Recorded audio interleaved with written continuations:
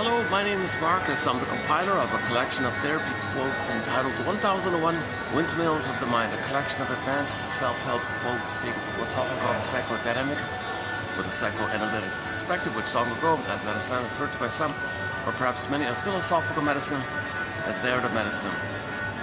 In this video, I just want to focus on a phrase, symbiotic transference. Just see if we can look more clearly what that is. I'm confused about it myself. I'm not really sure if it's useful or not, or what shrinks mean when they say that phrase, kind of thing. So it's one of our chapters in our 63 topics or booklets we have here. One of them is just symbiosis.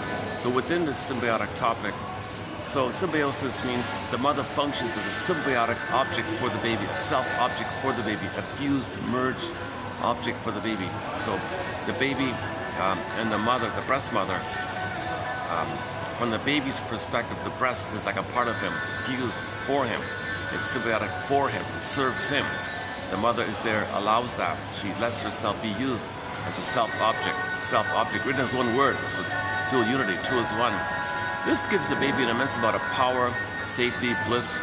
The power of the mother is his power. He feels like a king and a god, called infantile megalomania, unconditional hallucinatory omnipotence. The feeling is considered to be delirious euphoria, or Gardavina, Shambhala, Shangri-La, Nirvana, Paradise, Avalon.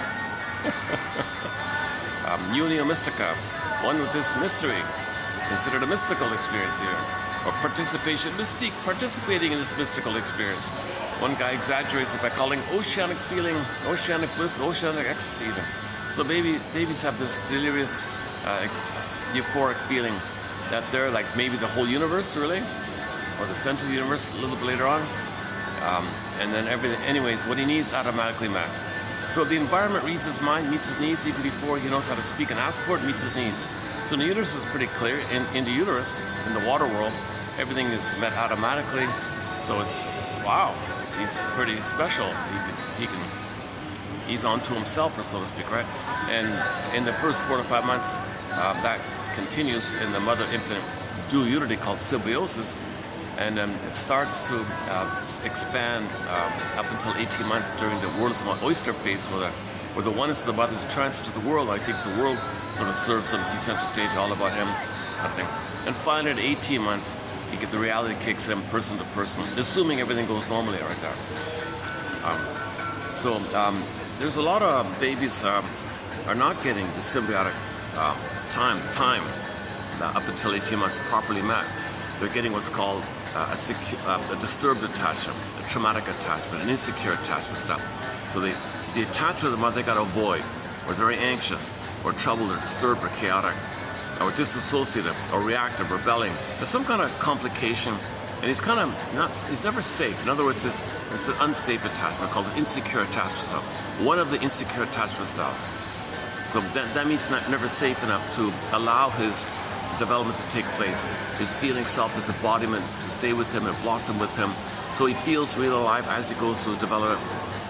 Whereas if things freeze up, he's stuck there. That leads to a dysfunctional feeling system where he's very limited in his range of feelings interacting. Or it goes flat. Now he's a fear of feelings called affect phobia, or flat affect. Leads to alexithymia, no words for your feelings. Ancient Greece, they call it athymolexia, no feelings for your words. Pin in a collar, the metaphor, pin in a collar, emotional body goes flat. So he's very limited in his feelings. We live to the extent that we feel. The quality of our feelings determines the quality of our life. And the feelings emanate from the beingness, the embodiment, the ensoulment, the feelings, gold ball idea, I feel they're frame idea. So this is so when they say stunted development, it's more like in this kind of area, the feeling kind of place. So if the baby has a 360, he's whole and complete in uterus, assuming there's no prenatal trauma, prenatal stress in him, assuming it's in a welcoming womb. He's in a welcoming womb. But he needs that welcoming womb to continue in what's called a social interpersonal womb-like thing on the land world. He makes a big transition from the water world to the land world. Otto Rank calls him a hero. He's a hero. Look, mother, I'm a hero here. Don't separate me. I need you longer. I can't quite. I'm not fully born here. I'm biologically born, yes, but I'm not emotionally, feelingly, psychologically born. I still need a kind of cocoon with you.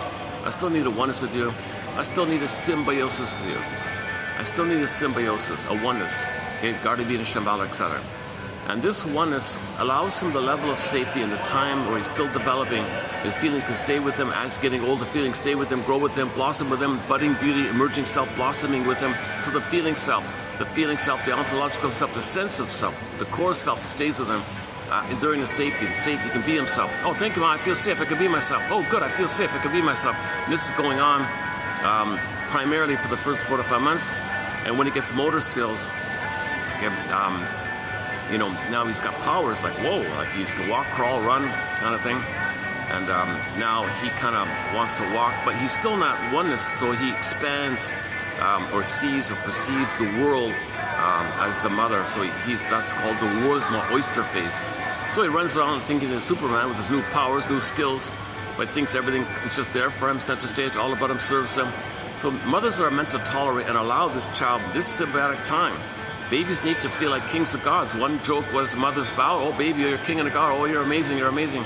Let the baby have this kind of thing, and it'll naturally dissolve. If that's crashed early, you see, and it's frozen there, and when real needs are not met, you have the unconscious hope for the film of those needs. So if it's kind of crashed early, he's going to be suspended there, and he can't develop. Frozen development, arrested development, developmental arrest. Yeah, you'll see me distracted. I'm in a lobby of a hotel here. Some people just sat beside me. I'm waiting for my preferred spot to open up, so we'll see how we do here. Okay.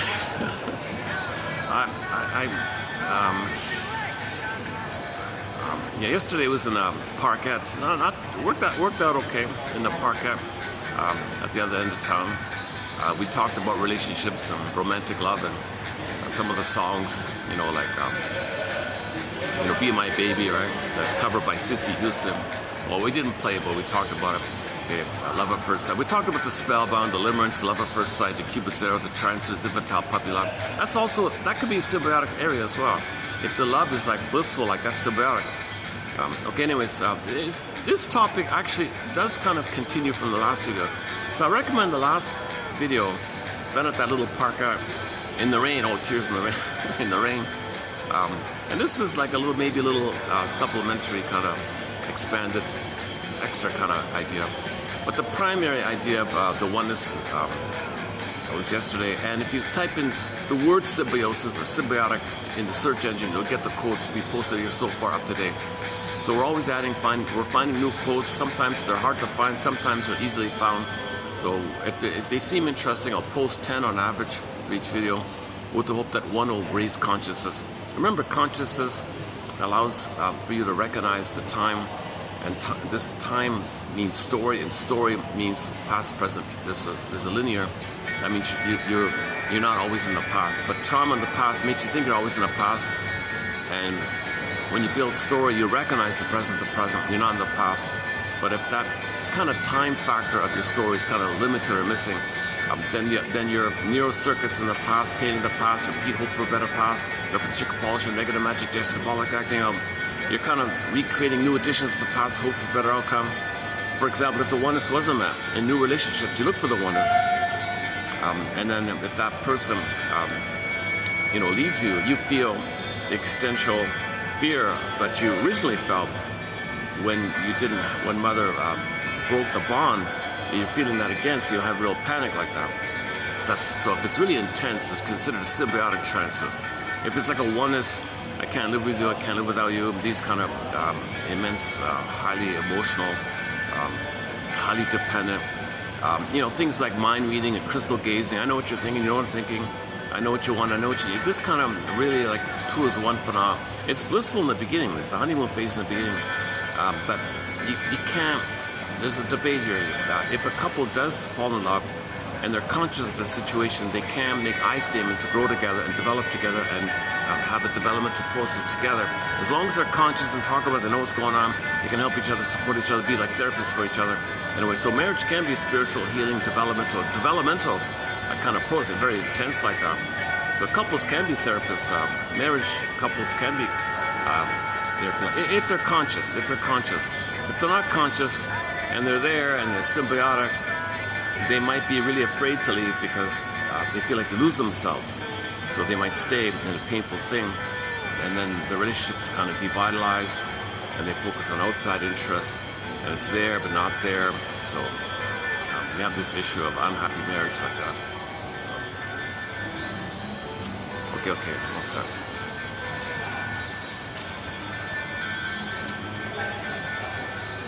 Okay, geez, I hope my spot can open up soon.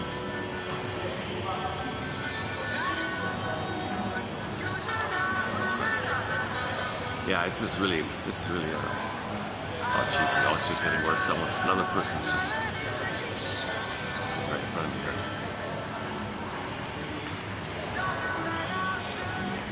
Oh, brother. Oh, boy. Okay, hang on a sec. What do we do? Hang on a sec.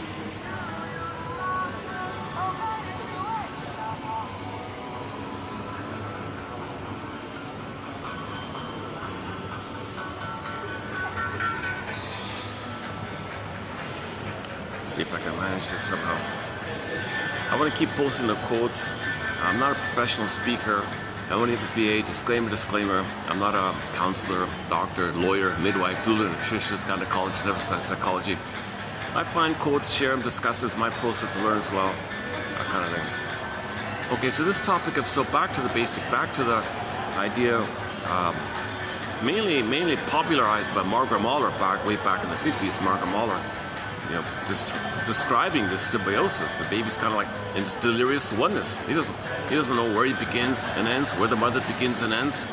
That famous expression where a couple says, you know, I'm not sure where I am, and this thing I'm feeling, is that what you're feeling? I'm feeling what you're feeling? Is it my feeling or your feeling? And I think what you're feeling, that's I'm feeling, but is it my feeling, or is I'm just feeling what you're feeling? So this is a confusion of like, who are you and who's the other person? Are you them? Are they you? This kind of fusional. It's blissful for couples to have this kind of delirious, unio mystica, participation in mystical piece of euphoric feeling, right? You're floating and all that. No time, no space. You ignore the world. Flowers are brighter, and everything's happier like that. So you're in a blissful, like the phrase, blissful oneness. You're in a blissful oneness phase. So why is my camera not keeping still here? Yes. Can I do that? Alright, let's try that. I got this whole traffic of people constantly right in front of me, so I set up at other spots, and then people sit beside you, you move, and sure enough, I sit here and people. It's just a popular hotel here. But it's on the SkyTrain. It's the one good thing about this place. Kind of the main reason I come here. It's just convenient, a little bit convenient. Okay, where are we here? So the baby is one in the uterus. Okay, we get that. Okay, so he's one of everything. Think about it. The baby inside doesn't think he's inside his mother's body. He's a person, mother's a person, two people. He doesn't think there's two people. He thinks only him in there. He only thinks it's just him. He doesn't understand it yet, right? His mind is not really developed to recognize self and other. He is what he is, and the whole system is him. Okay, so non-differentiation, merging, fusion, like that. Now that continues up until 18 months of age, basically. You don't want trauma during the symbiotic time. It's going to lead to narcissism. It's going to lead to this demand for symbiotic transfer. So it could be, people could be very demanding, the possessive, controlling, give me the oneness. You know, what it could coerce people, control people to give you the oneness. So it can lead to bullyism and narcissism and difficult personalities where they demand and expect, and or they just shut down totally and forget it, or then they're filled with envy and hate it, and they can't see it, and they reject relationships, they feel bitter. Like when the fruit. See, when that's a metaphor for this is weaning trauma. When the fruit is unripe, it's plucked, it's bitter. If the baby's prematurely ejected with the mother, think about like the fruit, it'll be bitter. The baby will be bitter, not nasty, hostile. And all that anger is really a cry for love. So anger, hostility, is still a cry for love. The desire for love, okay, when it's not met, turns to anger, but the anger is an SOS cry for love. He'll be kind of frozen in anger mode or fear mode or shut down mode or dissociative mode. See, dysfunctional feeling system. He goes to life feeling those limited kind of feelings. Okay? So you want the broader feelings of the golden ball with your identity. That's the pleasure of the home with them, the sweet feeling of being at home with them. Blue jay, of happiness, expressing your interest, meaning, path of heart, mutuality. empathy, warm feeling, gratitude, empathy, ethics, morality. Make a mistake, you're fine. You have esteem to articulate the mistake, come clean. You feel good, to be honest. You know, and then so an apology, you tend to say, I feel badly about something. It's got to be an either. So that's a sign of esteem to say, I feel badly about something. Like, you're not cynically, but I feel badly. And then you follow up, well, the thing that you did, integrity, that you feel badly about. You share, you said that or did that or didn't do that or didn't say that or whatever. Then you feel badly about that. And you share that kind of thing. And when you did those things specifically, you name it specifically, clearly, and then you feel badly about doing that. That's a huge relief, like honesty on the other hand. You're not gaslighting somebody, in other words. And then you acknowledge the effects it had on the other person. So when you did that mistake, whatever, it had effects on the other person. And you acknowledge that. And of course, you feel badly about it all. And then you absolutely would never want to do that again. You wish you could take it back. You're sorry. And you have a capacity and esteem to make things right, make amends. Then you want to make amends, maybe. That's making amends a lot. Just sharing all that, just being able to call it. But remember, I feel badly. If there's a loss, I felt the loss got to be an either. See, in the symbiosis, there's no I yet. That person's not psychologically born. They're biologically born, not psychologically born. Meaning the I, where you can say I felt the loss, and the I is needed for the reality. You admit the reality of the loss, where you felt the loss, I felt the loss, the core I felt the loss. Okay. And then sadness runs the Disney film metaphor. Sadness runs the console, and you express your grief, your pain, called mourning, and the joy pops back. Play the song by Bonda Shepherd, all the joy for which you praise, 100 tears away. So you can allow this ability. So you have the ability to more losses with the I. I felt the loss. I feel sad. I felt the loss. Sadness is primary. Joy and sadness are primary. Remember, if the I's not there, you can't more losses. Okay, now you're into the world of, well, if I admit somebody, you're into the world of symbiosis. If I admit I didn't get the other person, mother, whatever, and you didn't get your one there, that means you lose yourself. You can't do it. You can't mourn the loss of yourself. So you deny the loss of the other. Okay, that's prolonged grief, aggravated grief, complicated grief, the derailment of the grief process, infinite inability to mourn, pathological mourning, okay, ambivalent loss. You can't admit the loss. Okay, so typically it's complex bereavement, persistent complex bereavement disorder in a DSM thing. That's when somebody passed away. So any kind of loss, you're complex, persistent, lingers, prolonged. You just can't mourn. You're just in this kind of, it can lead to melancholia, a certain kind of like melancholic state, and it can snowball on you or something. And you get older, and you get older and older, and things remind you, triggers remind you, and littler things as you get older, called the kindling effect and the snowballing effect of your grief. Every loss reminds you of the loss again. You're getting older, something reminds you of the loss. You're being triggered of the antecedent. Again, you're getting older, so the theory is it has this snowballing effect. People can become curmudgeons like that. If you know a curmudgeon, if you know somebody who's like older and they're really bitter, your eggshells are like hyper careful around them, make sure what you say, things like that. It's possible they never mourned because there's no I there. You need an I to mourn. To get the I, first, the baby needs the egg. No egg, no I. Need the egg. Birth, egg, need a birth. If there's no egg, you can't have the birth to the I. So this is so the egg is synonymous with symbiosis. Babies need a stage of symbiosis. He has it in the womb, great, assuming there's no trauma there. Okay, now, there is a lot of birth trauma, and it can be broken at birth. One theory is that many people do have it broken at birth. Okay, that's birth trauma. So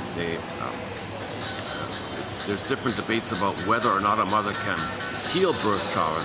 If she's really present and soothing and attuned and reestablish the symbiosis, maybe mothers can heal it. Mothers can heal it. I think most people say mothers can heal it if she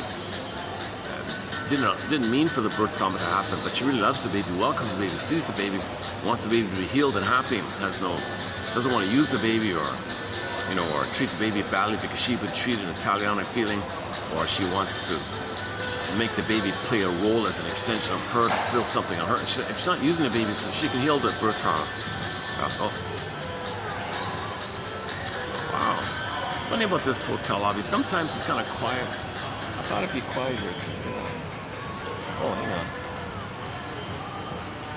Oh, the seat beside me is empty, actually. There's a little more light there.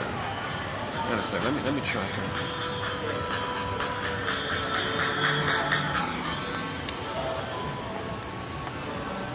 Oh yeah, what if I go here? Hang on. Oh, there's more light here, right? Aha. Yeah, okay, maybe,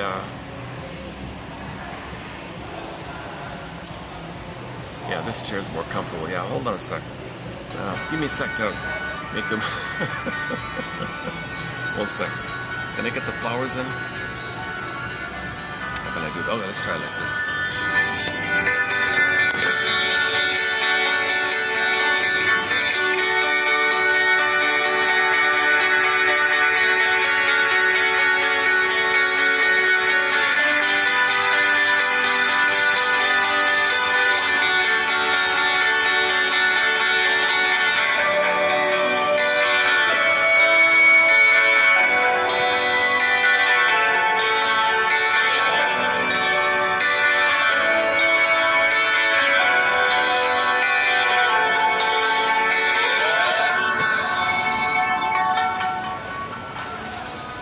Chair is good as it's a swivel check, and things I can maybe I get more distractions, but I have more options too.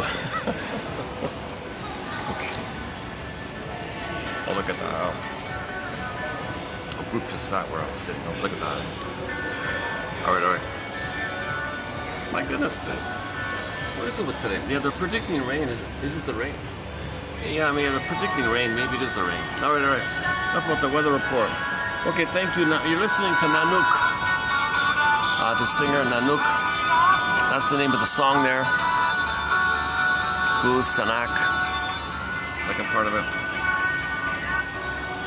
So symbiosis, right? Symbiosis. So famously known as boundary issue, like where does one begin and end and all that. So couples will talk about this, boundaries and all this. You see it sometimes with couples, like they gotta know every little thing and all the time. Like they gotta know what do you mean, what do you say, what does that mean, what does that mean. They want to know, they want to be always on the same page, like literally. I want to know what you feel, what you think, and we're the same. They always have to have that kind of, and there might be arguments about somebody separating from the egg. You're gonna leave me, abandon me? Oh, I can't do it. I lose myself. I can't do it. Tell me. What are you saying? What are you thinking? That's okay. Just tell me. I just want to, I want to maintain the egg.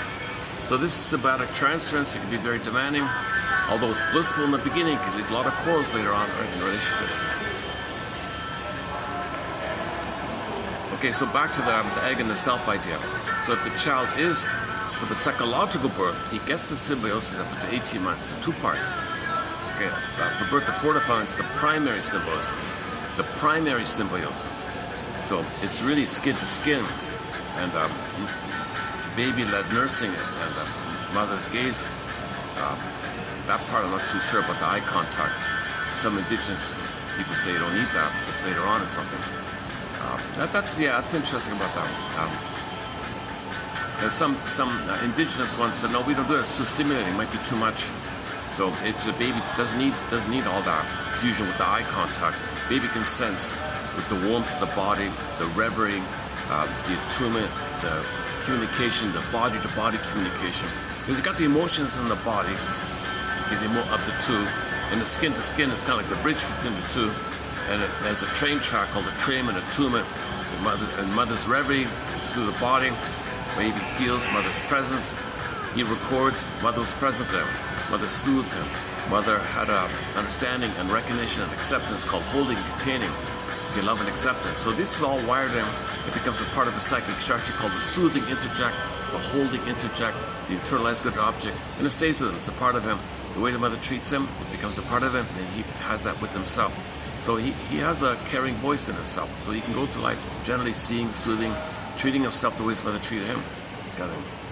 So that's kind of needed for the birth, because if you're going to be on your own, you need that voice with you, which is your voice. In yesterday's topic, if that's missing, your rage fills in and criticizes you. Now you're overly criticizing on yourself, and we discussed that one there. It's a 2-hour video, yeah, 2-hour. It's a 2-hour plus video. There's some good part. Go to the short section of this channel. It got a few likes already.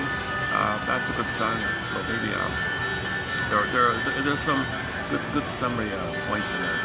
I was feeling a little kind of refreshed being in a new place. I was feeling a little bit in a good mood, I guess. Yeah. I'm in a mixed. Oh, yesterday's variation on like a part of. Sometimes you get people that give you these really intense looks. There's one right there. So like a part of me was focused on my emotion and how he looked at me. Part of me, oh, take it easy, that's this stuff, you know. On the other hand, I have empathy and understanding for him. On the other hand, I'm affected. And so yesterday's self-help exercise was a variation or an option, or just to vary it up a bit. Typically, you say, you know, part of me this, part of me thinks this, and yet at the same time, another part of me thinks this, or part of me thinks this, part of me feels this. So you might do like the parts idea, right? Variation is just very simply, on the one hand, I feel this, but on the other hand, I feel that. So let me try this. So on the one hand, I feel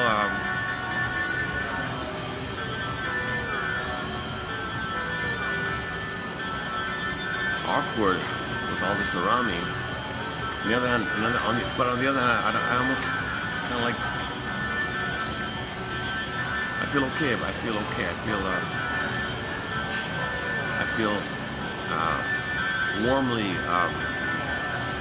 warmly glad to get these quotes out. On the one hand, I feel warmly glad to get these quotes out, but on the other hand, I feel a certain awkwardness with all these people around me, being in a hotel lobby. You know, no one likes people talking on the phone forever, kind of thing. But this is like a train station. No one really sits for a long time. Usually. All right, enough about that. So back to symbiosis. So if it's crashed, the earlier the bond between them is broken, okay, the greater the chance of there being one of the quote-unquote stinger personality types. Okay, bitter. Remember unripe fruit, bitter? So you got various degrees of it. So the coldest, and then these versions, they can be kind of like against people, or passive-aggressive against. So think about Iago. He's a bully, but he's covert, sneaky, passive-aggressive bully. Okay, that's the around one. The over-bullies or over-bullies, they're demanding the breast, right? So the world, everything around them is mother. They want to control everything. So they're demanding to control because they can't be alone. They got to have the symbiosis. They want to control everything. Walaki's demand because they can't be on their own. There's no I. Bullies don't have an I. They're demanding that something can hold them or something. Because mother never held her breast, wasn't there, mother wasn't there, she was at work, whatever, didn't want to be, you know, whatever was going on, we don't know. But if the bully is kind of like in a constant against mode. The against mode is the anger, demanding mode, so they're always against. Now some mothers don't allow the baby this kind of expression, so then it goes flip, called passive-aggressive bully. So they'll be a bully, but in a sneaky, the technique is usually be controlling, but in a covert, hidden way, often by the Iago method of spreading rumors against others and feeling some power and control by these covert techniques. That's kind of like the psychopathic kind of area. The psychopathic area, the schizoid, so you got the psychopathic area, it's the coldest of the coldest, and you got sub-branches. Okay, one of them is schizoid psychopath. So that's the one who plots and plans to see goodness, damage, can't see goodness. They gotta reach for goodness but can't see it, can't accept goodness because of pain. But they gotta reach. But when they reach, they gotta wreck it to not be triggered of the pain, of the remembrance of needing goodness and the pains. But they got the compulsion is to look for goodness. Repetition compulsion gotta search, but they can't accept it. So wreck it called envy, and envy and envy. So the psychopath cannot accept goodness. They tend to be destructive because they can't accept goodness. So psychopaths are destructive. Okay, called envy. Whatever's good, wreck it. And they feel some release, and they're not triggered, and that's their homeostasis or something like that. So now under the psychopathic branch, the coldest, the worst, the most troublesome, I guess, you got sub-branches. Not all of them are violent, some of them are. You got, there was one author had 6 of them. One was the violent one, the criminalic one. One was the schizoid, passive-aggressive bully one. So they're criminalic, but they have the technique of a cloak of rhetoric with the legalese kind of thing, and fools everybody with propaganda and legalese, and everybody's fooled in a daze, and they're hiding behind this kind of, so they're covert like that. So they tend to climb the ladder, right? They tend to climb the system and use the over-bullies as proxies on their behalf, but they got the shield of everybody being confused with their tricky rhetoric and legalese and double talk and all this. And that's what she said, that's what the lawyer said. Her job is to confuse the hell out of people to make, crime look good. So we're plundering, so the people behind the scenes, they're wrecking things, but you're made to believe they're right and you're wrong, and what they're doing is good, you should be thanking them, and they're destroying, and so they're fooling you like this. So this is the complication. So we discussed but go to 3247, between 3247 and 3256. It's sort of sprinkled throughout that set. You got a bunch of quotes on the psychopathic type, just recently discovered, and so there might be some in this video here below. I don't remember. It might be the hysterical one below. So it's kind of sprinkled in. So check out, like I said, 3247. Was that yesterday? Two before that, 2 ago. So between 47 and 56, you'll find our quotes here on the second. That's a new topic. That's a brand new topic in our collection here, and we'll update it later on. Okay, then you got other sub branches of the psychopath. Is the extreme alcoholic one. So remember, all the commonalities, the emptiness, and so there's no inner reference to feeling, ethics, morality, no conscience. You need feelings to have conscience. You need feelings. If there's no feelings, they don't care, kind of. It's kind of like somebody called it autistic. The baby drops something, he doesn't get it. I don't get it. So psychopaths, they don't get it. They don't feel it. They don't, like an autistic point of view. It was just like a parallel, as if comparison, or parallel comparison. I don't know if they meant it literally like that, but there's a lot of commonality in that kind of thing. So typically, you say that was hurtful. Don't you get it? Although they don't. They might mimic it, but they can mimic it all they want. They don't feel it. So this is the issue of all they want to do is see goodness wrecked. And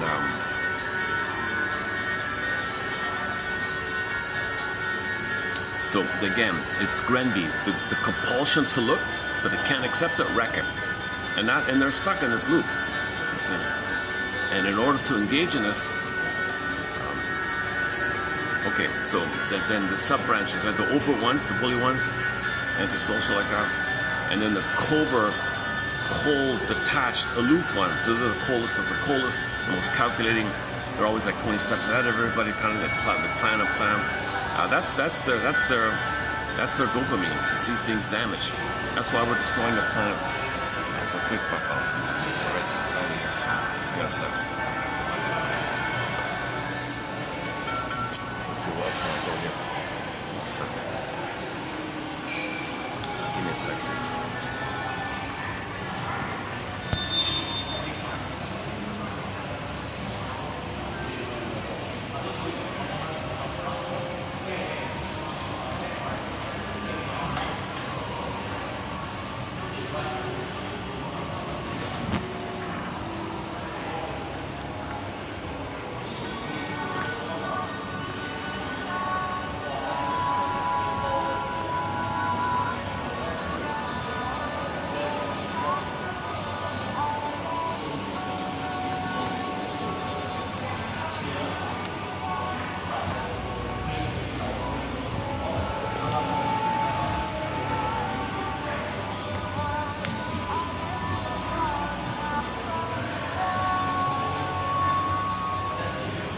See if we can see here from here.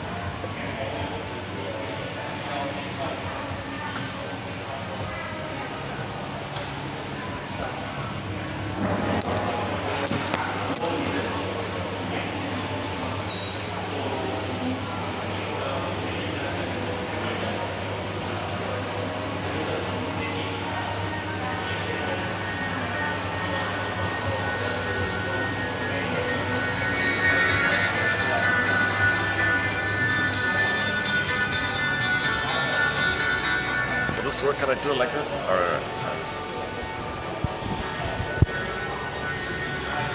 I'll have to move in 5 minutes. Watch.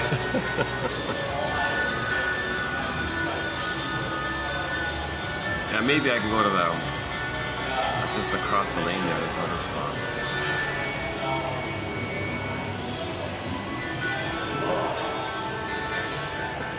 Okay, it's a huge topic.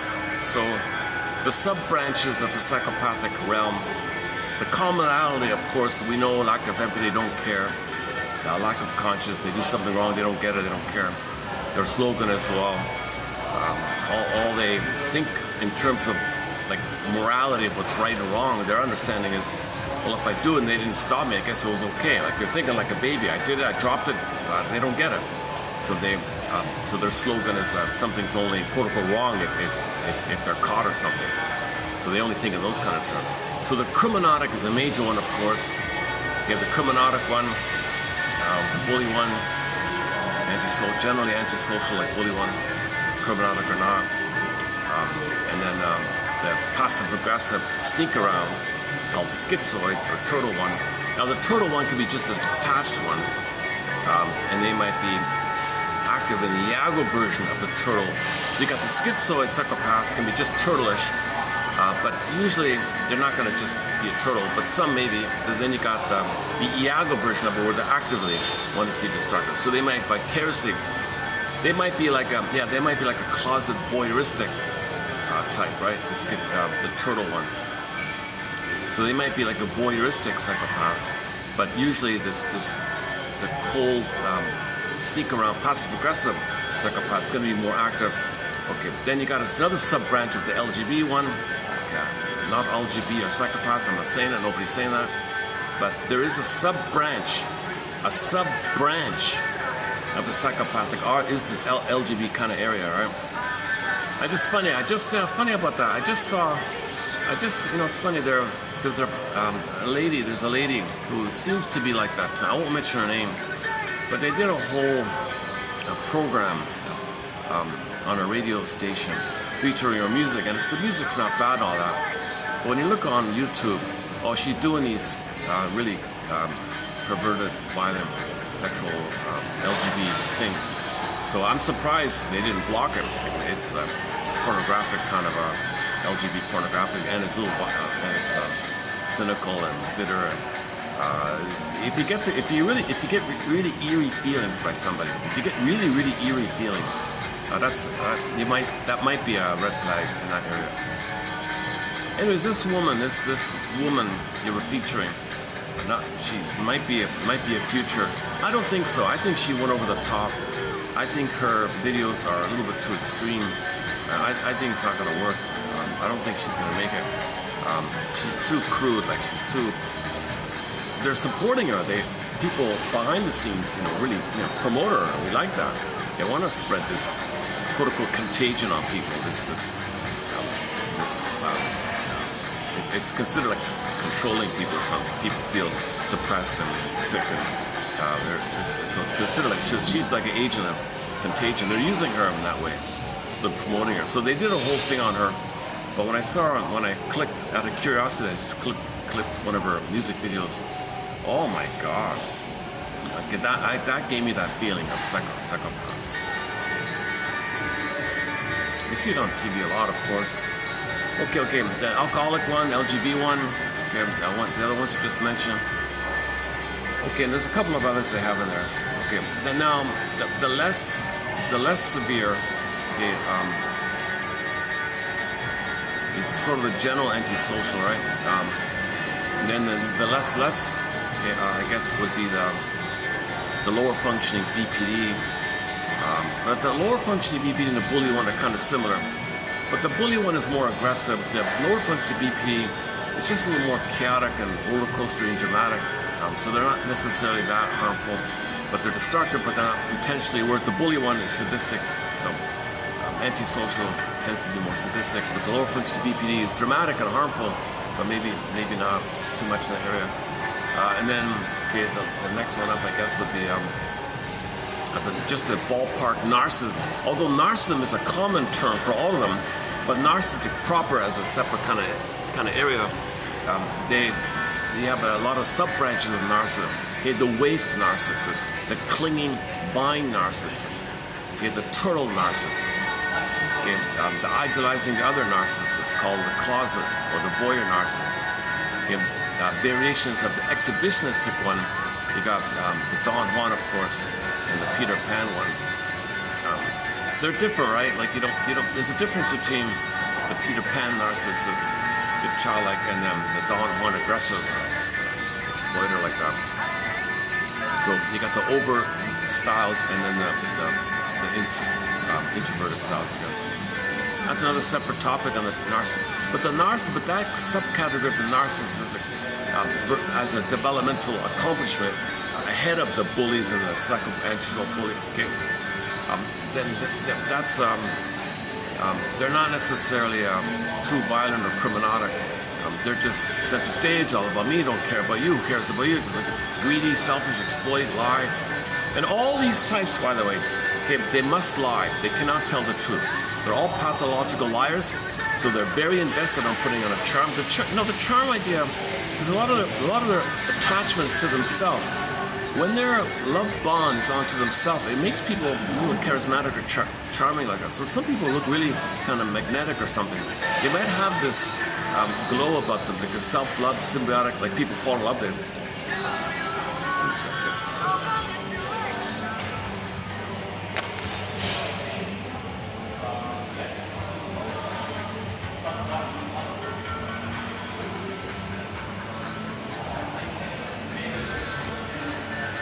I'm right at the window here, so just get rid.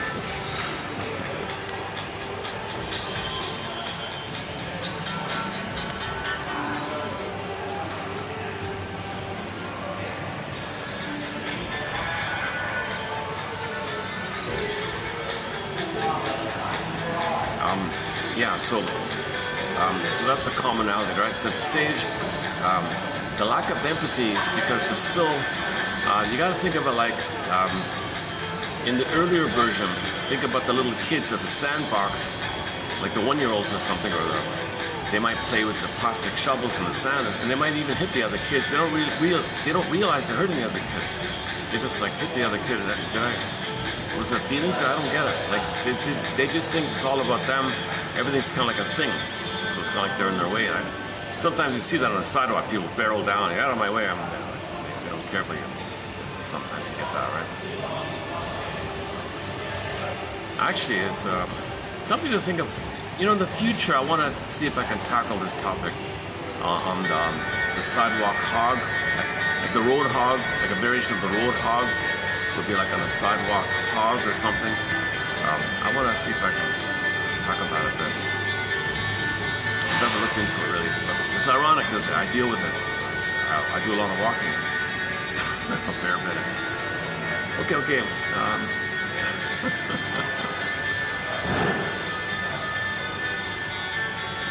On the one hand, I feel a little.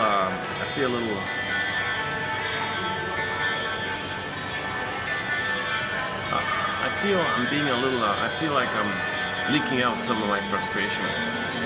But on the other hand, I feel okay that I'm getting the quotes out. So let's do that. Let me practice that self-help exercise. So on the one hand, I feel fill in the blank. But she uses the word but. But on the other hand, I feel fill in the blank. I just found it yesterday.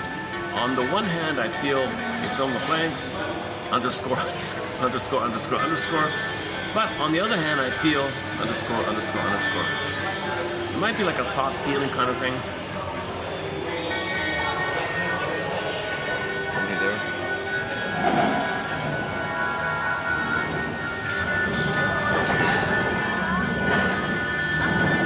You know, I guess, yeah, that scene reminds me. That lady, we closed up yesterday's video. I went to Radio Garden. Excellent, one of my favorite websites is Radio Garden.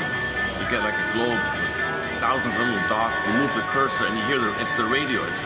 It's like a massive radio, a digital radio. You can hear thousands of radio stations live when you move the cursor there. So I just randomly ended yesterday's video with the Ivory Coast. And a very good song came on there by sort of a pop diva, like a pop star in that area. Her name is Bell, something Bell, Yanka. I'll look it up later. Her last name is Bell. The first name is something Yanka or something, I forgot. Very good song. I looked up her YouTube video, and oh my God. She's a smart, pretty, good singer, all that. But she's very, very heavy. Overdosed in plastic surgery. What for? What for? You know, it's like, it's got a little over the top of the plastic surgery. So it's like, who is this? Like, who are you really? Like underneath it all, like, I don't know who you are really. Like I don't get like everything, the face, the mouth, the whole physique, and the comment section was she's for it, like she's all excited about it.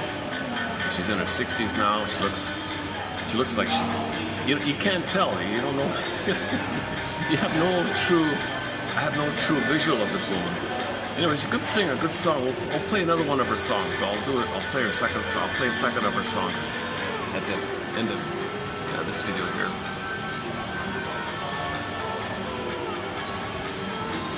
Yeah, seduction is power. We get that. It's considered a gesture of power to jiggle the memories, and men are, because women know men imprint on the breast, and they're traumatized with the lack of symbiosis. So women jiggle, oh, symbiosis, do you want symbiosis? Do you want this? They're all excited, trans, aha! And so they control the guys. And this idea of controlling the guys, having power with the guys, spellbound with the guys, then they make the guys do what they want. That's the center stage. Narcissists supply, okay, to make the men do the things they want. Give me this, do this for me, buy this for me. They throw them gifts and money and they're all spellbound. Oh, do this for me. So they're getting narcissistic supply to the men, transferring the mother onto the men. The men are giving what's called narcissistic supply as a symbolic ersatz substitute mother, missing mother, still trying to get it. So even a woman, a wealthy woman still doing this, she never addressed the psychological issue. A woman with self-esteem doesn't really need to do that kind.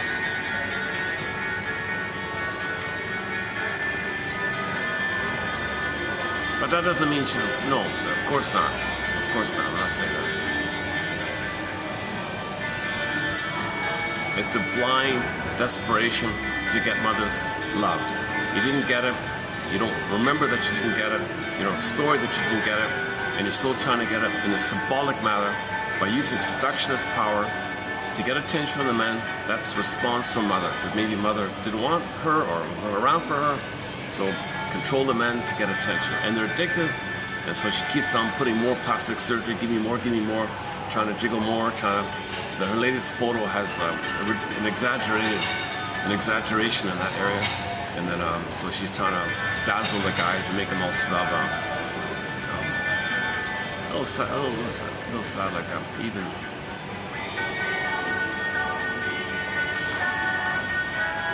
I don't want to repeat some of her comments. I read her little comments about her rationalization. Why? We have science. If science exists, if science makes our lives better, so her rationalization is science makes our lives better. Well, that's science, the surgery. So it should make my life better. Like she's thinking of those. She's kind of twisting things a bit here. You're not making your life better in that way. You might make yourself feel better in the fantasy of your addiction, but you're not going to get better. Whereas science, people's lives get better, when there's air conditioning, and we know how to recycle coffee grinds and make the cement stronger, and make insulation, and make soundproofing in the walls, where things are better. If science can help us to make the rooms with better soundproofing, well, our lives are better. So science makes our lives, but she takes that logic, says, well, my life is better if I control the men and tell them what to do. I feel better. My life is better like that. Is your life better like that? You're addicted. Being addicted and living in this blind compulsion to still get your mother's love. So she's confused about the rationalization. And so the rationalization is when you take an idea, twist it a bit, fool yourself, fool others, make yourself believe it's okay to cloak, cover, camouflage the real issue. The real issues didn't get the ones to the mother. Still trying to get it using extractions power, using plastic surgery to that end. It makes excuse that science makes people's lives better. And plastic surgery is an aspect of science. So that's a clever thing that she did. But no, that's called rationalization, where you take something, twist it a bit to cover your real issue that you don't know. It's too painful to know, too painful to mourn, too painful to admit that you didn't get the symbiosis. If a child gets symbiosis, if they get their egg needs met, the oneness needs met, they go to development, what they hatch out of the egg beginning at 18 months. It's a gradual hatching, not like the biological birth happens instantly. The psychological birth, the hatching of kind of a little bit starts 4 to 5 months to 18 months, but then it kind of mainly starts from 18 months to age 4, called the rapprochement phase, the back and forth learning time.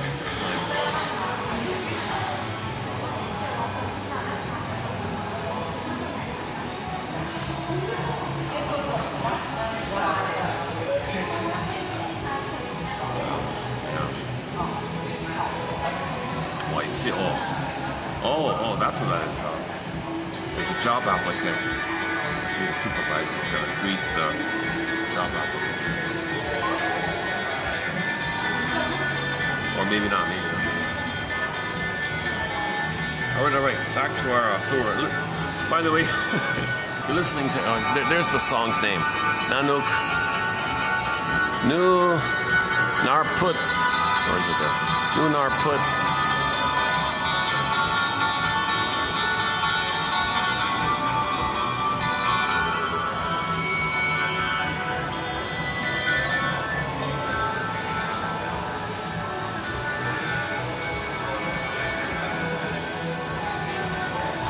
Starting, all right.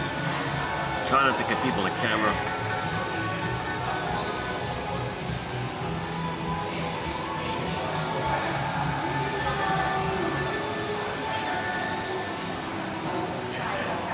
Okay, let's read the quotes then. Maybe it'll be more clarified when we get through the quotes here. Okay, let me turn off the music here. Okay, well now I'm going to do a preview of what is it again? 3274. 3274. Yesterday was a preview of 3273, and this is kind of like a supplementary follow-up to yesterday a little bit. Okay, 3274. All right, a symbiotic transference.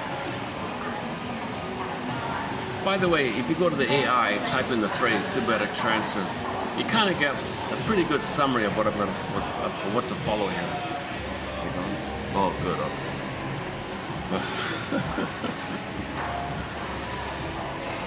See, when I went on, what triggered my discussion of the pop diva with all the plastic surgery was what I saw over there.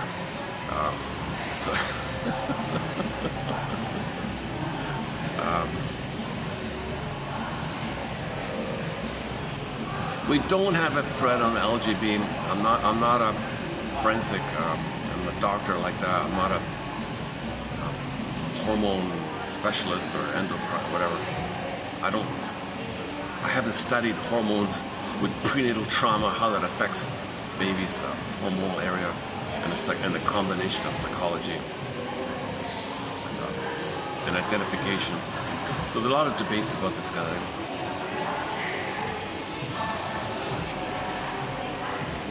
But if there's an over-abuse, there might be an over-identification.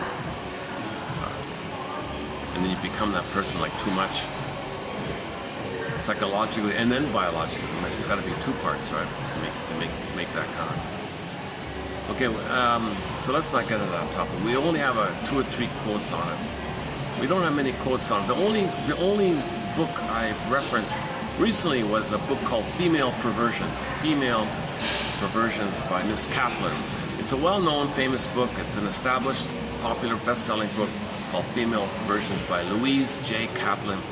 I posted a couple of quotes, not many, a couple of quotes about a month ago. You'll find it here, or just the book's available. Okay. Let's. I'd also like to have a better understanding of this issue here. Okay, a symbiotic transference. So that's when you transfer your need for oneness, unmet in the past to the present. The present, you transfer the symbiosis that's unmet into the present. In the present, you try to recreate what you didn't get. Now you're in a oneness with somebody. It's not a technical, literal oneness, but it's emotionally kind of like it, but you're not literally there. It's not an actual, literal time. It's not physically 100% literally a true symbiosis, obviously. It's a metaphorical, approximate term that Mahler came up with. It's just a ballpark idea. Don't take it too perfectly literally. And so nobody's in a perfect symbiosis like that. Of course, if a couple is madly in love, they'll survive if they break up. So they're not going to die like that. But they might feel like it. They feel the emotion, but they're not literally, but they feel a lot of it. So the feeling is from the old brain, but you got your cortex, the new brain. So the part of you, on the one hand you feel, on the other hand you'll be okay, on the other hand you feel, okay, the two sides. On the one hand you got the right brain, on the other hand you got the reasoning brain. A symbiotic transfer involves, what are we doing? Can I do it this way? Where can I get, is it lighting? Can I do it like this? How's the lighting here? A little better? Let's try it like this. Okay, symbiotic. I get people that do like that. I don't want to get the thing over there. Okay, a symbiotic. So here we go. Let's begin. A symbiotic transfer involves a complex, dependent, and highly ambivalent attachment to the therapist. Okay, they're talking about in the therapy room, right? So some shrinks say, no, don't encourage it, don't let it happen, interpret it, bring it to their awareness, treat them like an adult, bring it to their awareness that they're recreating, that they're communicating by their actions, that they didn't get the oneness, treat them like an adult, respect them like an adult, don't short sell them like that, tell them like an adult, talk to them like an adult, treat them like an adult, explain, okay, you're letting me know you didn't get the oneness because you're trying to recreate it here. Oh my God, whoa, wow. So that's okay. So most shrinks would probably lean on that area. Unfortunately, there are some shrinks say some people are they're in too much pain. It's gonna happen anyways. And then what do? Do you allow it? So one guy says, so the Kohut people, the self-psychology people, they want it, they allow it. Okay, that Miss Lucy Holmes and her team and all that, they allow it. Give them mirroring, give them empathy, give them the oneness. Oh, you like that? I like that. You like this? I like that. You think that? I think that. You deliberately step into that role to create the oneness. They never had it, and then go from there. Masterson and many others say, no, don't do that. You're infantilizing people. You're treating people like a baby like that. You cannot. It's going to cause too many problems. And a good example is one counselor was doing that, and the client thought they had emerged oneness, and the client's appearance functioned as a stability and a confirmation of the oneness. And the therapist got a haircut or something, and the client said, "You broke the oneness. You broke it. You separated from me. I'm in rage. I hate you." And they broke, and she left or something. So that's the chaos of this oneness. You're not supposed to do it. Some people say if they're too far gone, you have no choice. Some people say no, don't do it. Some people say never do it. So this is a whole debate about what do we do here with this when somebody has unmet symbiotic needs, right? Now, okay, so a symbiotic transfer is in relation to this here. Okay, so we're just I'm just fishing around here a little bit. Okay, symbiotic transference. Now, these quotes for me is a fishing expedition. I don't really know the answer. I'm just fishing myself. Sometimes most of the quotes I understand, I share it, and I put my take on it a little bit. This is not the case. This is something I don't get, but I'm interested in. All right, symbiotic transference involves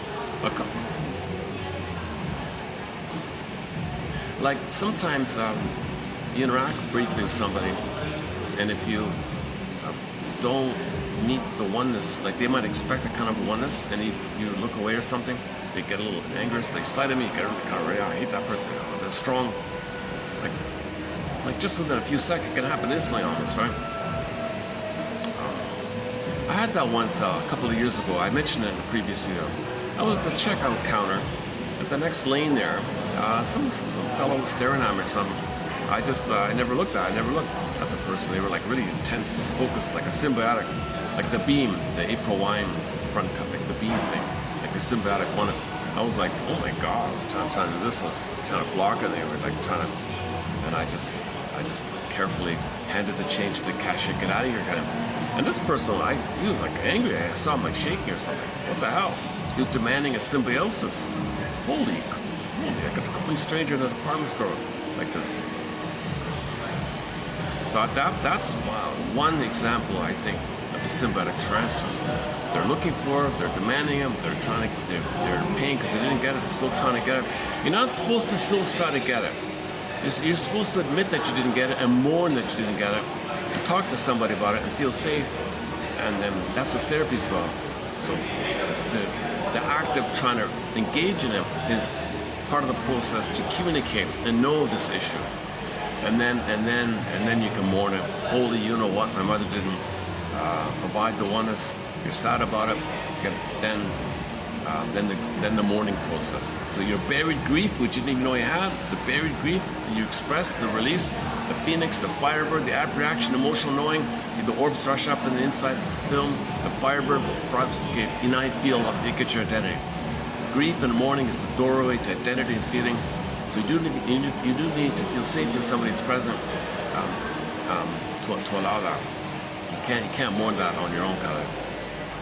You need some stability, somebody to help you, because you don't have an inner stability of having the love. So like you feel empty, and being empty, you're gonna admit that mother made you feel empty, and you have no I to do so. So you can't do it. It's complicated grief, prolonged grief, okay, persistent grief, forever grief, timeless grief. Is you're stuck in this melancholic, pathological inability to mourn state, right? A symbiotic transference involves a complex, dependent, and highly ambivalent attachment to therapists. Okay, clients developing such attachments become intensely involved with the therapist in a very rapid manner. So like instantly, right? So it might be like an instant thing, right? Okay, so you're my parent, you're gonna give me everything. I'm paying you, so you're gonna be my good parent. You're gonna be present to me and don't write notes, you're not paying attention to me. So therapists can't even write notes. I gotta write notes, you're not focused 100% on me. It's supposed to be one, like fuse, you're making notes. You gotta sit like face to face, really tense, like you see in restaurants. Like in restaurants, you'll see that couples sit like really face to face, like a beam, like they're like one, like whoa. Kind of see it like that. So therapists can't even make notes or something. That's a therapist regard that as a sign. Well, I gotta make notes here. I'm doing my job to help you be aware of yourself. I gotta make notes here. No, but you're breaking this. I need the symbiosis.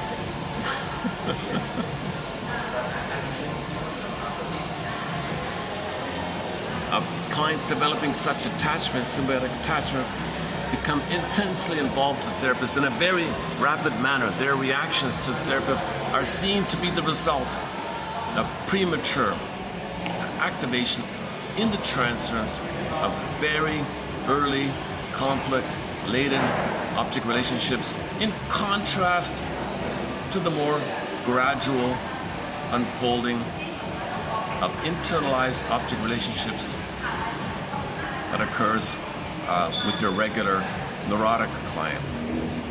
So neurotic clients, you can say things, you can give interpretations. They learn. It takes a little time to see what's going on, and it's a relief to know the story. It's a relief to know their internal theater. They're recreating it. What are you projecting? What are you recreating? What are you repeating?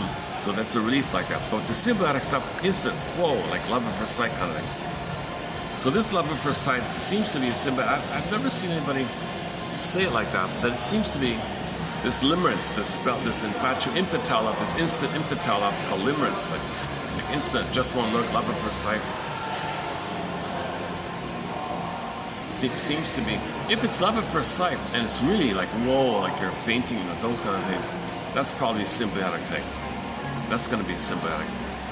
Oh my God, I remember a film, a French film, Miss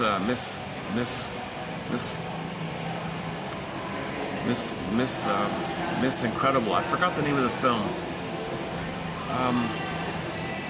It's a comedy film in the French language, English subtitles. Miss Miracle or Miss Incredible. I forgot. Was it the girl? Yeah, the girl. Was it the guy or the girl? One of them. Yeah, the girl. I think it was the girl, the young lady. Every time she saw the guy, she fainted or something. Oh my God! Oh my God! And she fainted. She had the spellbound. Whoa! She lost herself in the blissfulness. So she's not aware of her physical present. She's in the past. So she's in the womb. So she collapsed and fainted and fell down. And every time she saw this guy, she fainted and fell down. Shit, that's a psychotic transference. So that's an example of the symbiotic trance. Like that's the most extreme of the most extreme of the most extreme.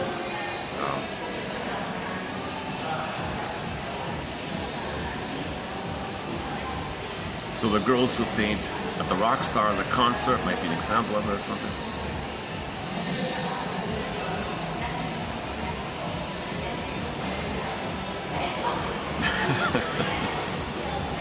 Okay. Where are we here?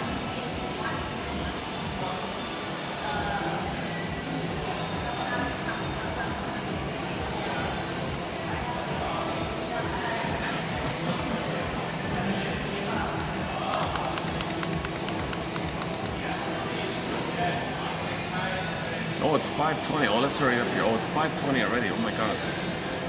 I'm losing light here.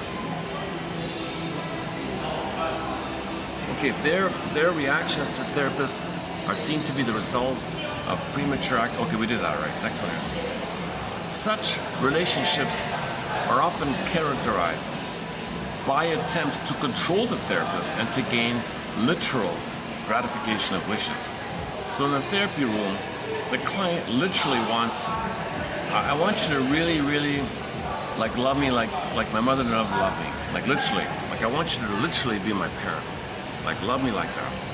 That's a symbiotic transference. Although ambivalent about the therapist, the client becomes highly dependent on treatment for maintenance. Okay, so if he does create it, it's like he can't live without him kind of thing. Okay, so symbiotic transference reactions are most characteristic in clients who have ineffectively resolved early developmental tasks involving self-regulation of self-esteem, basic trust, separation, and autonomy. In this symbiotic transference, the client experiences an intense transference in which he or she comes to hope and believe that all possible gratification now comes from the therapist. This intensity may frighten the therapist, causing him or her to back off from the relationship and thus leaving the client to feel rejected. The sense of abandonment and the loss of gratification obtained from the fantasy therapist as provider is destroyed. So can you imagine that if you're a new counselor, somebody comes in, they want the one, oh, it's madness, it's too much, I can't do this, I can't do it. Find somebody else. You might feel rejected. I thought you were the one. In the course of her intense symbiotic transference, the client experienced the separation from the therapist as an existential threat. Her attempt to compensate the abandonment anxiety through manic defense. Okay, so if the symbiosis is broken, the therapist broke the oneness, or is late, or indifferent, or took a phone call during the thing, or made notes, or looked away, or these kind of things. We have to go on holidays. They say the holiday one's a big one or something. They'll be manic. As a defense against the separation, anxiety, pain, they'll be hyper busy, hyper manic. They'll wash the house 20 times, again and again, obsessively. They'll be manic in some way. They'll buzz around to every shop and buy everything that sounds. I don't know. They'll be manic somehow. Okay, one guy agrees that therapists must experience empathy for the client, but he feels that expressions of empathy must be limited. He suggests that the expression of empathy may lead to a symbiotic transference reaction. So here we are giving somebody empathy. Oh, that must really be. Oh, I hear you. That's really awful. That might lead to. Oh, really? I feel that. That might click the symbiosis. Now, therapists who don't want to do that might not give empathy. They might think it and feel it, but don't do it because don't say it, or they might encourage it prematurely or something. A rearousal of feelings and experiences from that period of infancy, when differentiation from one's mother was incomplete. Differentiation from the mother was incomplete. There's the crux of it all. Differentiation from the mother was incomplete. When the baby's in a state of non-differentiation, undifferentiation, it's got to be complete. The completion of it, then you're okay. If it's failed and you're frozen there, with it being incomplete, it's going to lead to the transference of this thing in the past to the present. Why? Because the unconscious doesn't know time. All time is that time. Somebody in the present is really the past from the old brain's point of view. All time is that time. So bing, somebody reminds you, or somebody appears to offer the oneness. Okay, somebody reminds you of your mother, or a therapist is supposed to be an authority, might trigger the mother. So that part of the brain, the old brain, the limbic system, the imprint doesn't know time. So emotionally, you're in the past. So you're in a spellbound honeymoon phase in the beginning. Yesterday's topic, to pick up from yesterday. An infant during this period is deeply dependent on their mother. Yeah, he said I forgot about this. There's something really troubled with the English language. They're all people. It's the English language nearly endlessly refers to babies as it's. What the hell? So I'm constantly bracketing it, put they or they, he or she. I'm always humanizing it. Sometimes I miss it, like this one here. The infant during this period is deeply dependent on its mother. No, on their mother, for God's sake. See, the English language is considered mechanical and militaristic or something. So that's why we don't even have many words for love in the English language. It's such an important thing, our feelings. People have emotional illiteracy, feeling illiteracy. Our vocabulary doesn't even capture our feelings. Like love is so important. Why is there only like a handful of words for love? Okay, so companionate love, okay, mutual love, right? A healthy love, genuine love, two people love. That's called companionate love, or mature love, or adult love, let's say. You have the infantile stuff called transference love, or symbiotic transference love, or limerence, or infantile love, infatuation. Okay, got two there called transference love. So regular companion love, number one. Infantile love called transference love, number two. You have from the agape, so a broad, warm feeling overall. You have love like for filial, like a family area, specific of a family. It's like four, right? So, but many languages have dozens of words in a nuanced way about love, including the spellbound stuff, including the healthier area. There's more there. So there's in touch with feelings. So there's the words for it. We're not in touch with our feelings, so we don't have words for it. No words for our feelings. Homo alexithymia. There's another one. We're homo alexithymia. We don't have words for our feelings.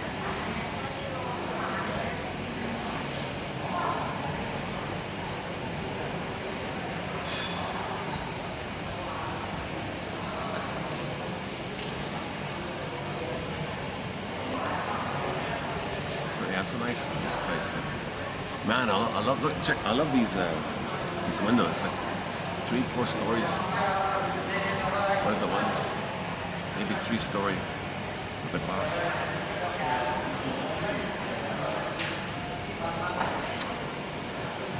Are they leaving? Can I go back to my spot? Okay, so let me check something. Oh, let me check on the other side. Hey, why don't I play that song I was talking about? I'll play it again at the end. So this is from the Ivory Coast. Just discovered it yesterday afternoon. Here's another one of her songs. It's not bad. This is the.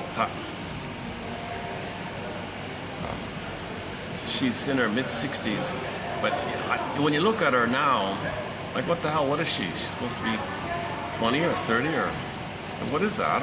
You don't know who she is. That's awful. Personally, I'd rather see her in her natural state. Because let's say the woman's single, and she's dating fellows, and that fellow looks at her.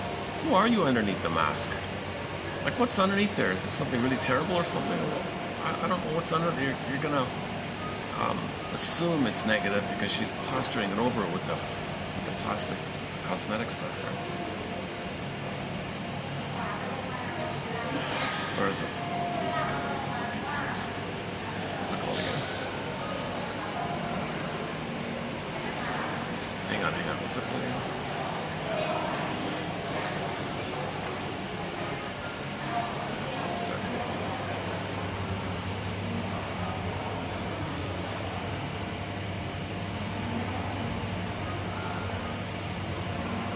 Oh, there it is. Oh. Nayanka. Her name is Nayanka. Nayanka. Okay. Nayanka. Na. Okay. Shana na. Na. Okay. Yan. Okay. Not yam, but yan. Okay. Na. So think of the band Shana Na. Think about how maybe the members of that band might like yams. So go to yan. So na, yan, and then ka. What's ka? Ka. Maybe they know karate. So think about the band Shana Na. They love yams and they know karate. Okay, na, yan, ka. That's their first name. The last name is Bell. That's easy enough. Bell. Bing, bing, bing.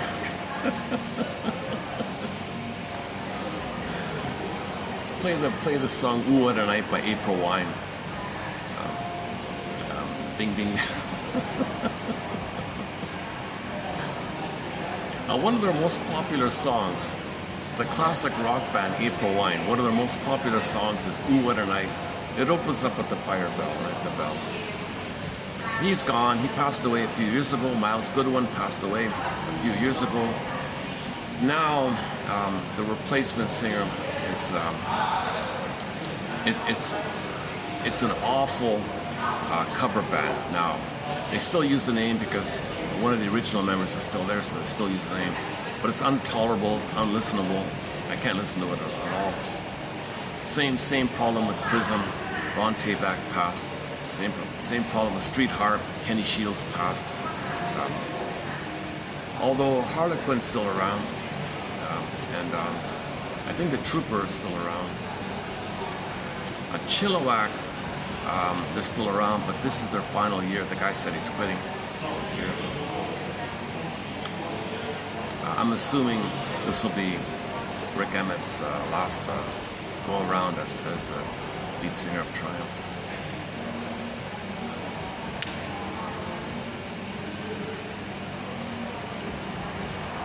Okay, so Nayanka Bell. This Bell from the Ivory Coast, a song called Atula, whatever that means. Yeah, let me check out the other side here.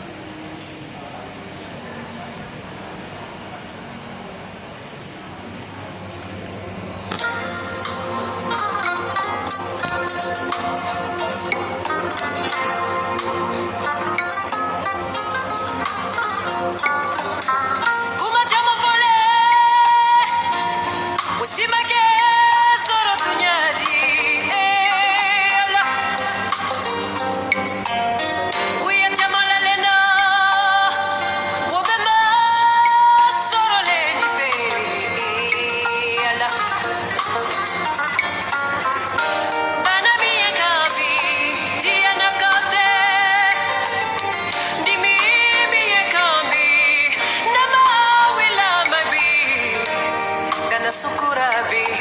maciamo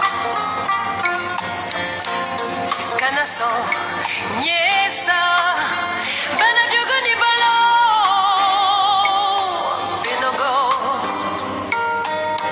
dunia bibo ikalamo fenyi bolo musodo yesu nguruva yakela kimana jatemina mbatejigi wolulade nyengba ikamalan korobi la london uya folle sognalilade kimana jatemina tejigi wolula zeme bagatula ate wolula bi zeme bagatula zeme bagatula ate wolula bi zeme bagatula zeme bagatula ate wolula bi zeme bagatula zeme bagatula ate wolula bi zeme bagatula if you demand some.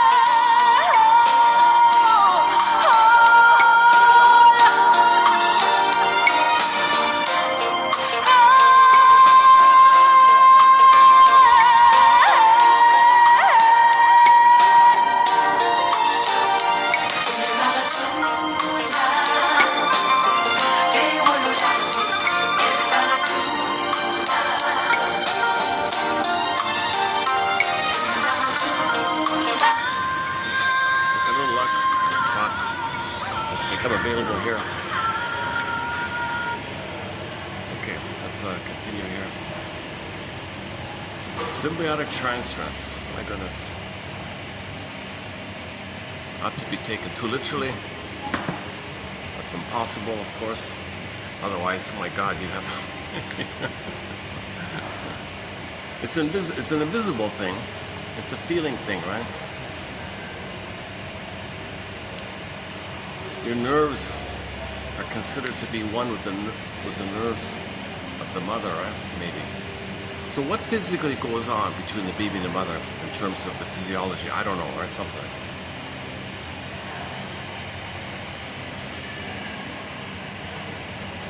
Okay, so if there's a break in it, the person could be very enraged by it, or very manic by it, or disappointed by it, obviously. It is as if the client says,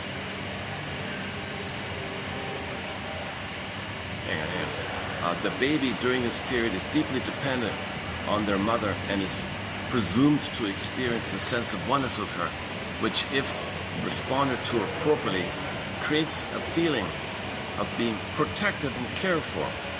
Protected and cared for. Baby can't make it on their own. No baby would survive on their own. They must have the mother. Now, this type of relationship can make aggressive feelings toward the therapist inaccessible to the client. Okay. So if the person does create the symbiosis, they might never want to get angry at them. Yeah. So if somebody is in a oneness, they may be terrified of their anger because it is as if the person is saying, quote, since you and I are one, I cannot be angry with you or I will hurt me. So think about a symbiotic couple and they never show anger. They never show any anger. They don't anger. What's anger? I don't really talk. I never feel anger. I don't talk. What are you talking? What's anger? I don't really talk about. We're always together. We're two peas in a pod. We're always together. Well, they're so terrified because the thought of it, so they squelch it. They're so afraid because if they do express anger, they feel like they'd hurt themselves. Something like that. An empathic response can obstruct therapy by reducing the client's anxiety. An empathic response can obstruct therapy. Hang on, where's this? What's this? An empathic response can obstruct therapy by reducing the person's anxiety.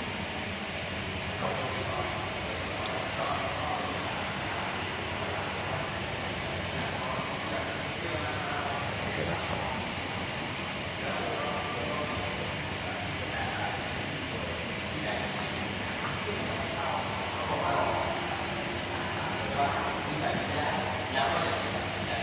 Let me come back to that one later. Without an empathic response can block therapy.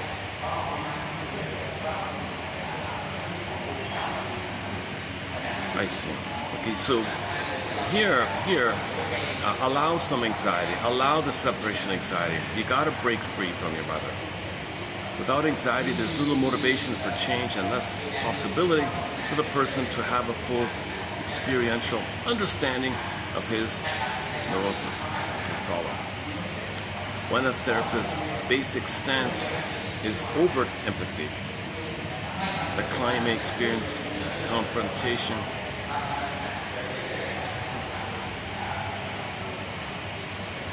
as esteem lowering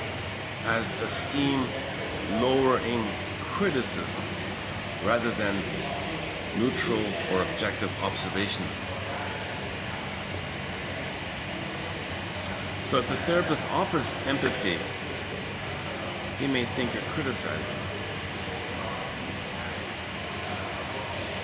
Okay, hang on. Another problem related to the symbiotic transference occurs when symbiotic wishes are aroused in a person struggling to free himself from the symbiotic fixation.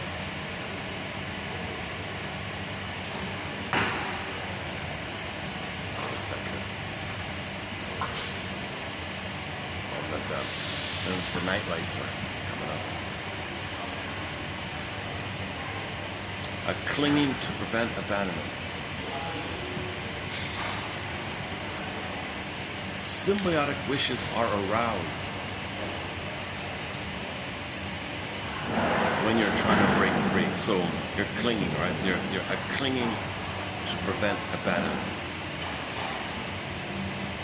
He contrasts it with the symbiotic defense, such as an attempt to ward off hostile feelings through a sense of fusion with the therapist. So as a defense against the pain of separation, you don't show anger. So not showing anger is a defense mechanism. Denial of your anger, fear of your anger is a defense mechanism.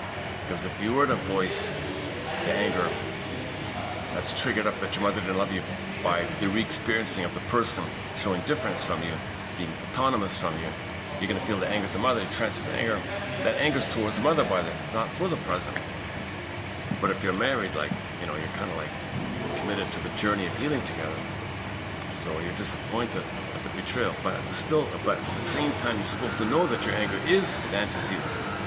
It is caused by the mother not creating the symbiosis, just coming up by the triggering of the person in the present, not wanting to always be in this oneness.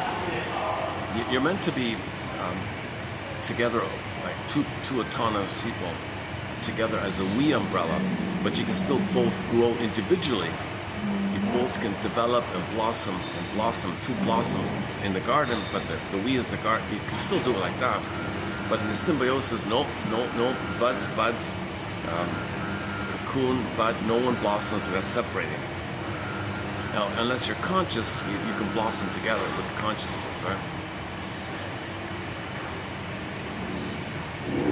This symbiotically fixated client requires transference, gratification of the therapist's empathy, but the therapist must be able to exercise restraint and be neutral when the client is ready to move beyond the symbiotic state. All right.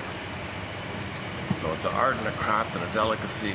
If this is going to happen, what's the right time? How much can you tolerate? Can you titrate? So you're one, empathy, but sometimes you're not one. Can you handle it? But I'm still here. But eventually you're going to have to be hatched out of the egg, but still eat the egg. But you know, soon you're going to be out of the egg, but we'll be in the egg.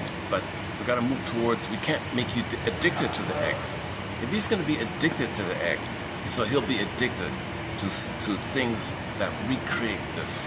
So he'll become a foodaholic, an emotional eater, smoker, drinker, get oral fixations. Oral fixations are the triggering of the oneness. If a person's alcoholic, smoker, drinker, gambler, money, promiscuous, they're still addicted. They haven't gotten out of it. They're just triggering the oneness of the past.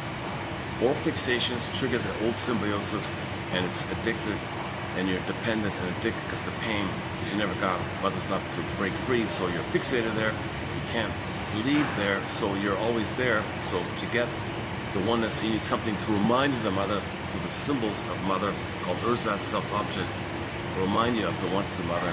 Then you get the chemistry. Call it food. He calls it, one guy, Roger Gould, calls it a food trance. Yeah, one person thinks the cigarette, the cigars, the pipes, it's kind of like the mother as well.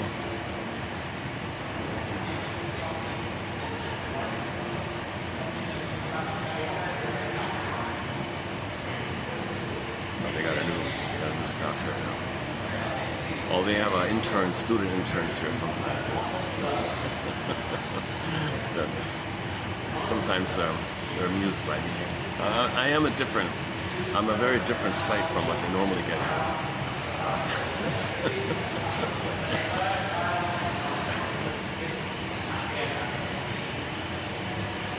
Okay, the shrinks have a thing called symbiotic block.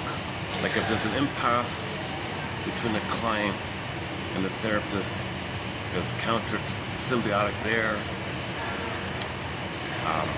There's a block, and things are frozen in a symbiotic suspension. It's going to happen. That's called a symbiotic block, they call it, where there's an impasse between the two, and the therapist might be triggered. And he's in a symbiotic state. If the therapist is in a symbiotic trance and the client's in a symbiotic trance, oh my God, therapy's not going to happen. It's going to be madness, right?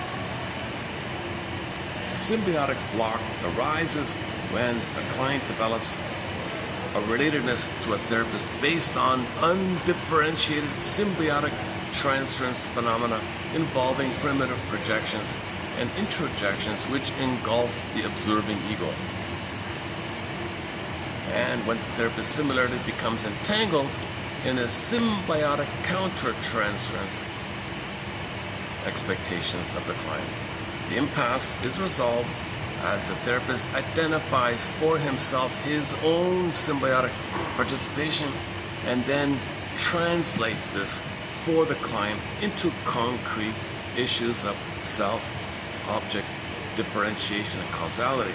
The resolution seems to produce in the client a sense of independence and taking charge of himself, which includes mobilization of ego functions, appreciation of the therapist as a separate entity, and particularly appreciation of the therapeutic task at hand. So there's a positive, respectful approach, this quote here. Let him fill him in on what's happening. What a relief. I'll take charge now. Gabe's story. Grab the pen. Twilight Zone. Gabe's story.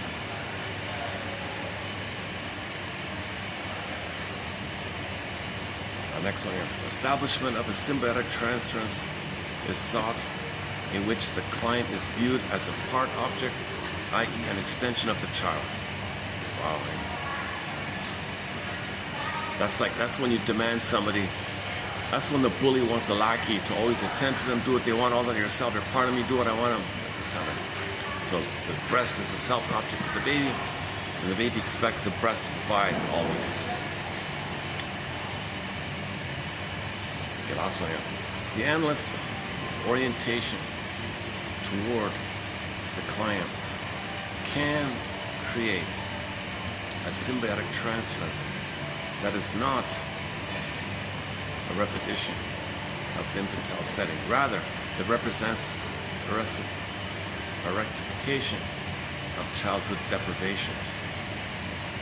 Oh, this is the Italian guy. Okay, this Italian guy, he's overly optimistic. So here's an example of somebody who says, you can create it. It's not literally a symbiosis. The therapist is present. Allow the client this experience that he never had, and he can be healed. So he's like a cohesion. People who try to meet somebody's symbiotic needs, they're called cohesions. Heinz Kohler. He popularized this idea. No, you don't gotta. You don't. They can't work with the interpretation. They can't mourn.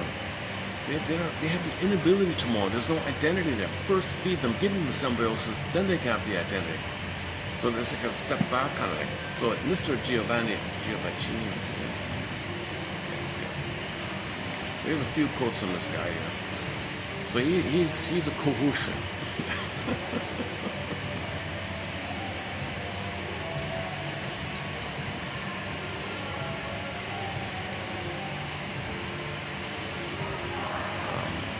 We don't have too many quotes on self-psychology. Mr. Heinz Kohler.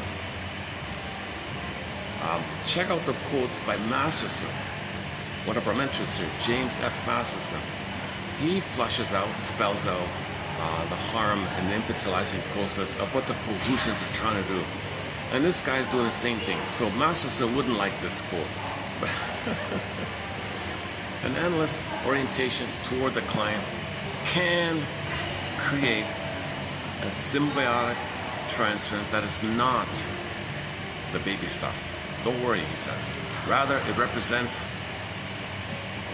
a correction of the childhood deprivation. Really? Seriously? A bit of a contradiction, right? The therapist's counterfusion is different from both the baby's and the mother's psychic states at the time the child was just beginning to move into the outer world. The mother's fusion in psychopathological circumstances. The mother's fusion in psychopathological circumstances is often more of an engulfment based on her vulnerabilities and destructiveness, rather than a smooth, symbiotic union designed to foster an intuitive resonance that enables her to be in immediate touch with her child's needs. So she's not a safe, warm pillow, she's attacking instead. The client has never known the maternal sensitivity that is the essence of an optimal nurturing and soothing relationship. The analyst places himself in a psychic position that enables him to merge with the client based on his need to analyze and foster autonomy and individuation rather than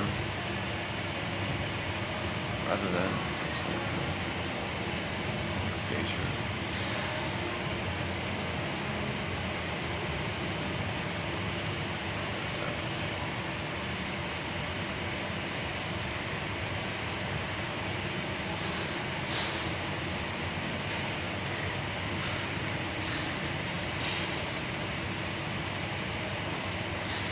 The sense of abandonment and loss of gratification obtained in fantasy therapy. Where are we? Rather than on personal idiosyncratic need. Oh, Giovanni.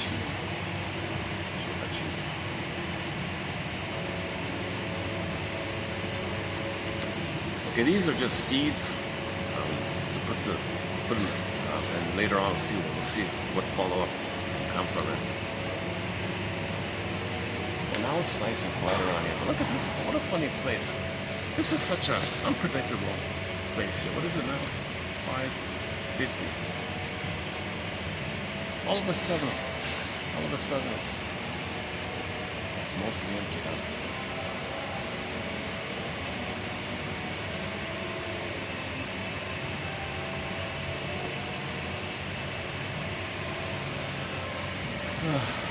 All right. Let me let the phone read this out. Let's see if it reads out. This batch of quotes is not really typical of what we normally do. This is more in the vague, exploratory kind of. Like it's a little too vague and philosophical, right? I prefer quotes that are specific, that teach you something, that gives you like a real, okay. This is a little bit too general. These quotes I find too general. They're too general. All I really have here is that some therapists say don't do it. It makes people too angry. Other people say I have no choice. Play the role of mother and let them have the soothing time, and then help them graduate, help him be himself.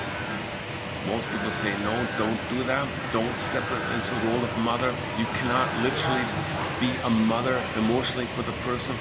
It's the opposite. You want to strengthen the person's mind, ego, help them to think like a shrink.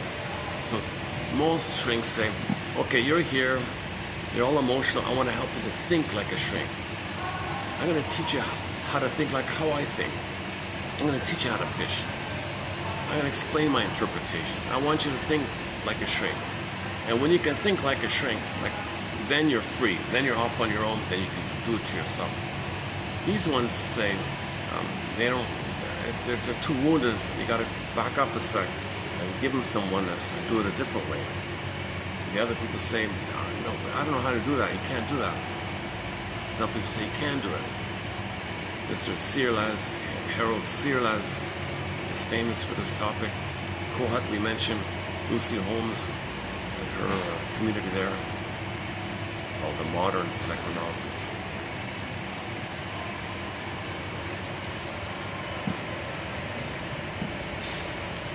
Let's read this out here.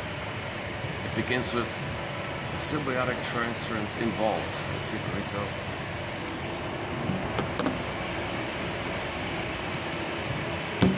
A symbiotic transference involves a complex, dependent, and highly ambivalent attachment to the therapist. Patients developing such attachments become intensely involved with the therapist in a very rapid manner. Their reactions to the therapist are seen to be the result of premature activation in the transference of very early conflict-laden object relationships, in contrast to the more gradual unfolding of internalized object relationships as therapeutic regression occurs in the neurotic patient. Such relationships are often characterized by attempts to control the therapist and to gain literal gratification of wishes. Although ambivalent about the therapist, the patient becomes highly dependent on treatment for maintenance of everyday functioning.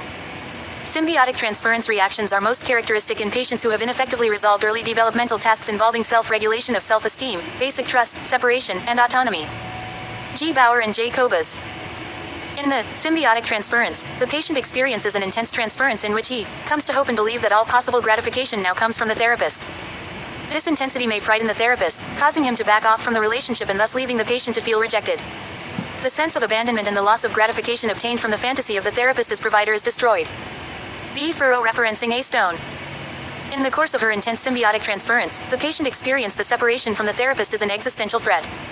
Her attempt to compensate the abandonment anxiety through a manic defense. G. Ammon.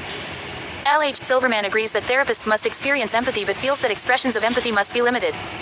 He suggests that the expression of empathy may lead to a symbiotic transference reaction, a rehearsal of feelings and experiences from that period of infancy when differentiation from one's mother was incomplete. The infant, during this period, is deeply dependent on its mother and is presumed to experience a sense of oneness with her, which, if responded to appropriately, creates a feeling of being protected and cared for. This type of relationship can make aggressive feelings toward the therapist inaccessible to the patient. It is as if the patient says, "Since you and I are one, I cannot be angry with you or I will hurt me." An empathic response can obstruct therapy by reducing the patient's anxiety. Without anxiety, there is little motivation for change and less possibility for the patient to have a full experiential understanding of his psychopathology. When a therapist's basic stance is overt empathy, the patient may experience confrontation as esteem-lowering criticism rather than neutral or objective observation of the patient and his behavior. Another problem related to the symbiotic transference occurs when symbiotic wishes are aroused in a person struggling to free himself from a symbiotic fixation. A clinging to prevent abandonment, he contrasts it with a symbiotic defense, such as an attempt to ward off hostile feelings through a sense of fusion with the therapist. The symbiotically fixated patient requires the transference gratification of the therapist's empathy, but the therapist must be able to exercise restraint and be neutral when the patient is ready to move beyond the symbiotic stage. M. Wiener.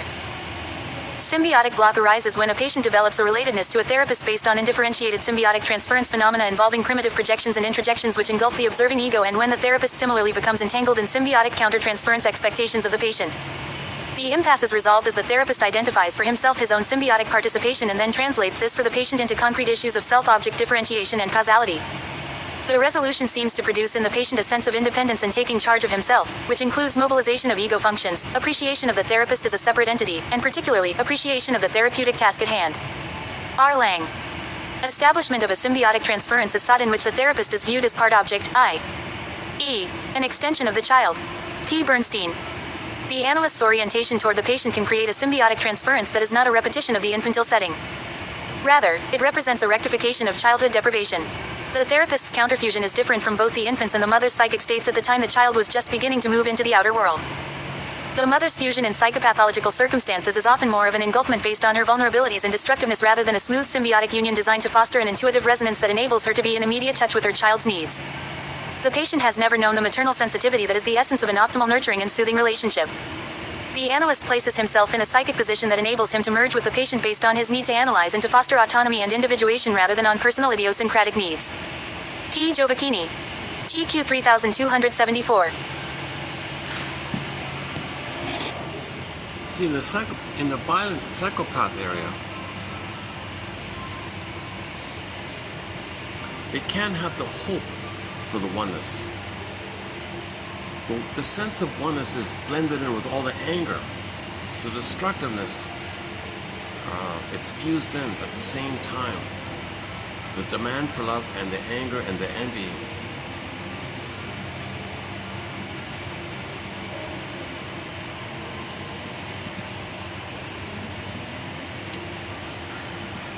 Well, let's do it this way. Check out Mel Faber. Mel D as in David Faber.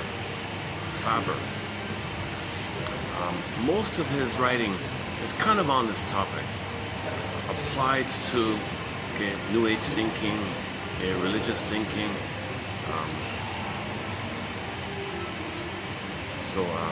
In a search engine, just type in Faber, you'll get a lot of great quotes from him.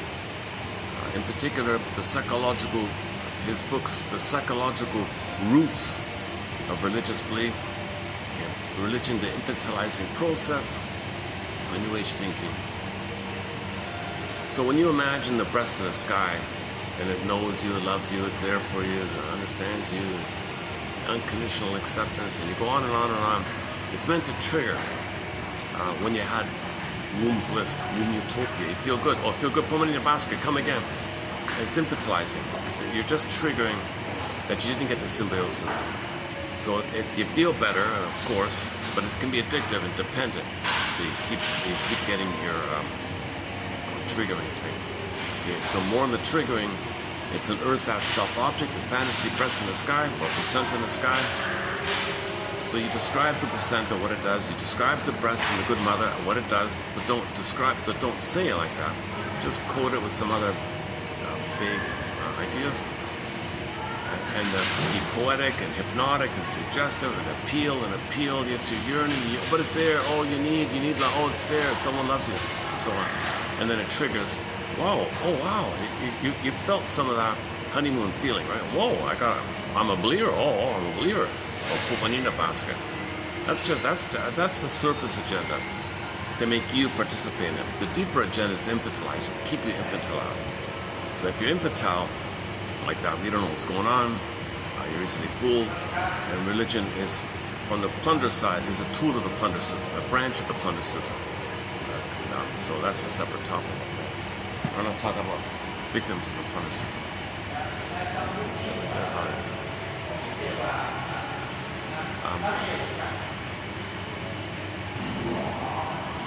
Okay, another follow-up would be just the topic on oral fixations.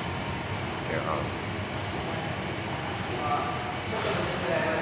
so all the smoking, all the alcohol, smoking, promiscuity, gambling, all the money, all those ones. Berger's book, Money Neurosis, will be in there.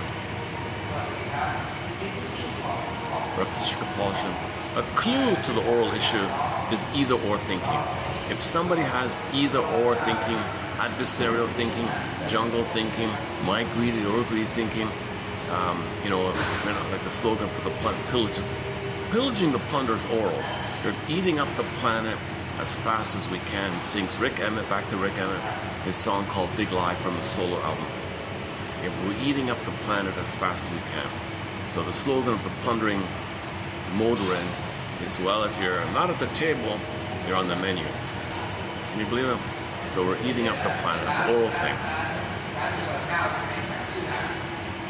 So this oral thing is the rage of not getting the safety and stability of the mother. So we're demanding and grabbing. It doesn't work. Pain, do it again. Doesn't work. Pain, do it again. That's the mandate to look for. Repetition compulsion. Repetition compulsion, you're still trying to get it. But destroying the planet, eating up the planet, never is going to translate to you receiving mother sweetness back in the nursery. You're meant to mourn it, not still keep trying to get it. Now these people here, like Gio Piccini, oh, you can do it with the therapist. Or you can do it Mr. Cohat way. Or you can do it Lucy Holmes' way. No, you can't. They don't report any progress. All they report is a technique about empathy, joining, I agree with you, oneness. So they call it joining, mirroring, like we're the same. Oh wow, I agree with you. It's fake. It's fake. It's not real. It's not genuine. People are going to get sucked into it. They're going to transfer psychotic, sympathetic transfer. They're going to be in it. Like, whoa, and you make a mistake, they'll be in a rage, they'll be angry, they'll never trust again. You're making him relive the pain without awareness. The healing is building awareness of your situation. Then you can contain yourself, hold yourself, recognize yourself. So object relations theory, Masterson, all the other ones, Brodstein, Ogden, Mahler, Klein, Fairbairn, the whole list of object relations theorists. They say, no, don't step into this kind of thing. It's infantilizing, it's patronizing. Like religion being the infantilizing process described in Mel Farber's book. It's regressive. You're not healing. You're just feeling better for the minute. You're not developed. You cannot step in it. Okay, theoretically, if there was a time machine. Okay, so Mr. Cohat, we could say Cohat's approach might work if there were such a thing as time machines and morphing machines. So if there were such a thing as a time machine, the therapist and the client would go into the time machine, go back to the nursery, and the therapist would morph into the good mother, and he'd morph into the baby place. Okay? And the therapist would be the good mother, and he'd get the proper wiring laid down instead of the traumatic wiring. He'd get a healthy script of I'm okay, you're okay, whole object relations, mutuality, thou to thou, person to person, differentiation. Mother's a person in her own right. The person is a person in their own right. People to people, person to person, two people like that. He has feelings, you have feelings. You cry, he cries. He needs, you need. Okay? You're unique. You take pleasure in what's unique about you. Likewise, it's two people called Freud and Freud. Pleasure in each other's growth and blossoming, natural kind of thing. If there were a morphing machine and a time machine, fine, do it Mr. Cohat did. Suggest. But see, his stuff was immensely appealing. It was a little religious, a little fanatical. People are crazy about Mr. Cohat. They all flew to Chicago or something, where he was based. A huge following, massive following. And the only one who called that out was Masterson. The only one.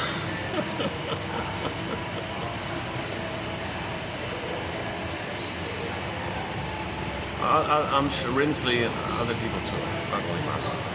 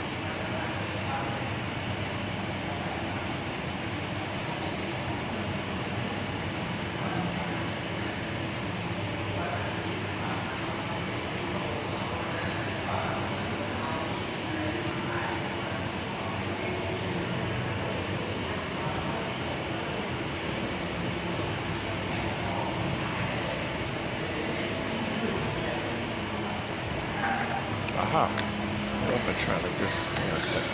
Maybe I can get a better audio like doing it like this. Hang on a second.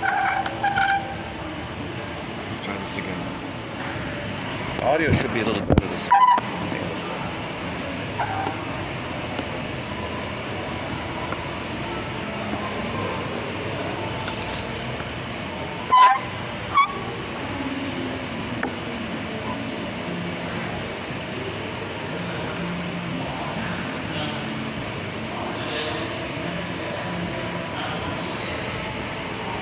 Let's try this. Okay, Nayan Kabel.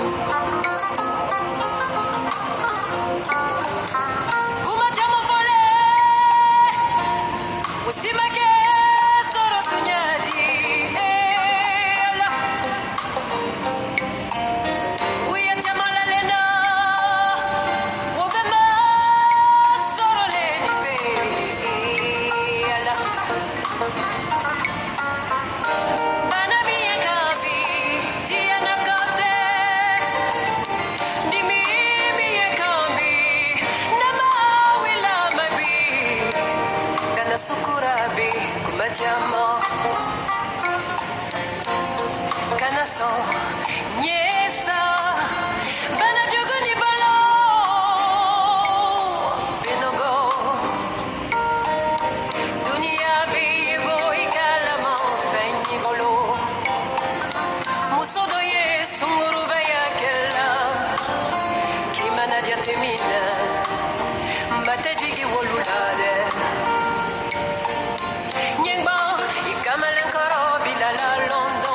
folle segnalirade chi me la diatemina te gigi wolula se me bagatura a te wolula bi te me bagatura te me bagatura a te wolula bi te me bagatura te me bagatura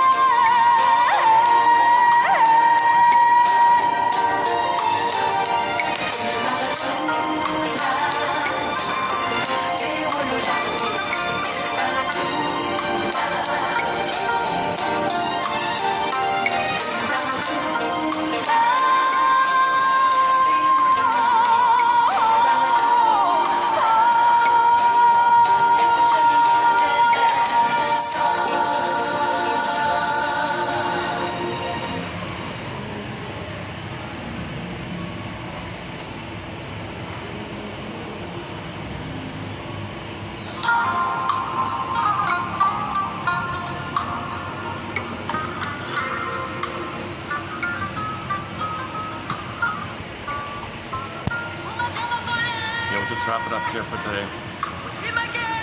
Submitted for your approval and consideration. To be updated for sure. To be updated. May the quotes in this collection help raise consciousness. Yesterday's conclusion wasn't as bad as I thought. May these quotes help you realize how you are recreating in the present some kind of quote-unquote new edition or recreation, symbolic recreation of the past, hoping for a better past. Okay, somebody has a slogan: "Give ye all hope for a better childhood past." Stop trying to get it all the time. First, you got to admit the traumatic trip, that mother failed, mother betrayed, mother didn't provide, mother didn't offer herself as a symbiotic object, a self-object for the baby. Sometimes mothers turn to the baby and use the baby to be a symbiotic object for her, a self-object for her. In the child's mind, you got a vampire squid sucking, doing this kind of thing. So this is one of life's little switches. Somebody said, mothers cannot turn. Mothers have a compulsion to get their needs met. And some mothers say, "I made you to find me." Some mothers may turn to the baby as a symbolic mother to take care of her. She can easily fix it that way. She can easily brainwash the child, to frighten the child, Stockholm syndrome, easily. She has all the power. Baby's totally trusting. He'll blame himself. Yes, mother, whatever you want. Baby's got everything. She might exploit this power, twist things. Now the child is parentified, motherfied, and that child won't know himself, of course. So his soul freezes up, anger turns in on himself, and he'll have the oral fixation and develop a dysfunctional personality pattern against passive-aggressive, around, avoid, away, or more benignly, still keeps trying in the pleasing mode.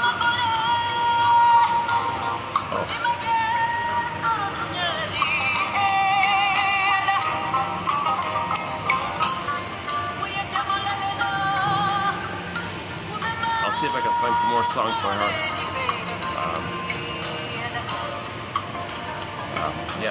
Okay. Another, or if you don't want to get into this jargon stuff for today, go to the website Radio Garden,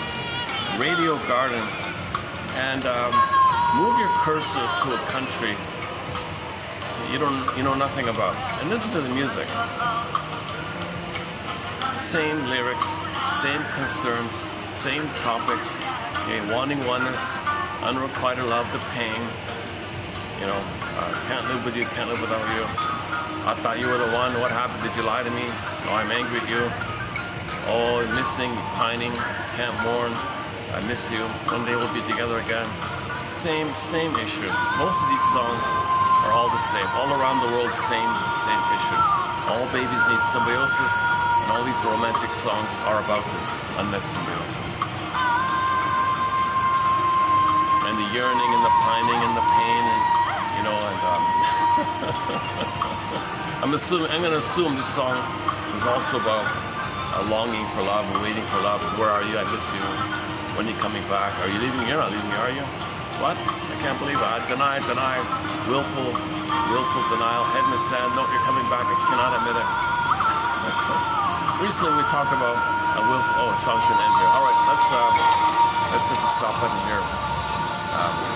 Do another round. Should we do one more round? It's a nice song, eh? Okay, let's play it one more time here. Any final thoughts here?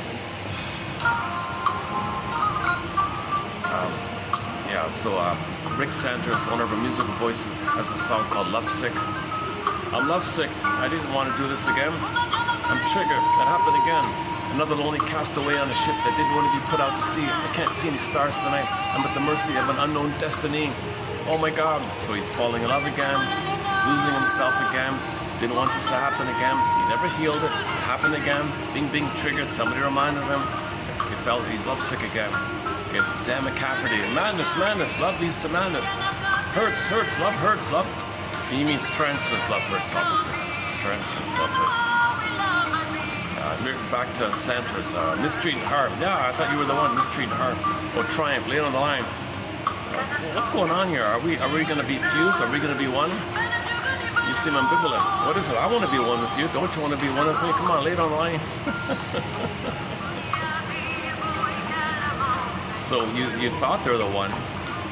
When people think you're the one, you're Mr. Right, you're Mrs. Right. When that's it's not you thinking that. It's your old brain. It's your limbic brain. It's the one. It's an emotional reincarnation of your mother in the past. So your old brain is there. You're the one. Your unconscious is saying that. You're not saying it. Your unconscious is saying it. It's the puppet master. You're just saying what the puppet master. Well, puppet master says, yeah, she's the one. Oh, there's the one. Who's saying this? Who's saying this? You or your unconscious? So you have to be aware of this kind of thing. Should we look up the lyrics? What it is? Atula. Can we find the lyrics? What does that mean in French? Atula. Means one, maybe? No, that's English. I don't know. Atula. Any guesses? What does Atula mean? Atula. A love? No, not love. Of course not. Okay. Okay, I'll just wrap it up here then. Okay, when this song ends, I'll hit the stop button. Submitted for your approval and consideration. Yes, once again, I hope these quotes help you to be conscious. Consciousness is the healing agent because it promotes time factor, the time element is needed to recognize that the present, not the past. So you want to build your adult mind, your conscious mind. May these quotes help build the adult ego mind, because that's where the healing happens. From there, you need that for healing. Without your conscious mind, you're not going to heal. I don't think so. I don't think this stuff where you really do what they try to do, like this Italian guy, Mr. Coed and all that. No one hears about Coed anymore, right? It's forgotten. It was a big fad in the 80s or something. But object relations theory is still around. Psychoanalysis is still around. All the other variations are kind of fads. They're all gone.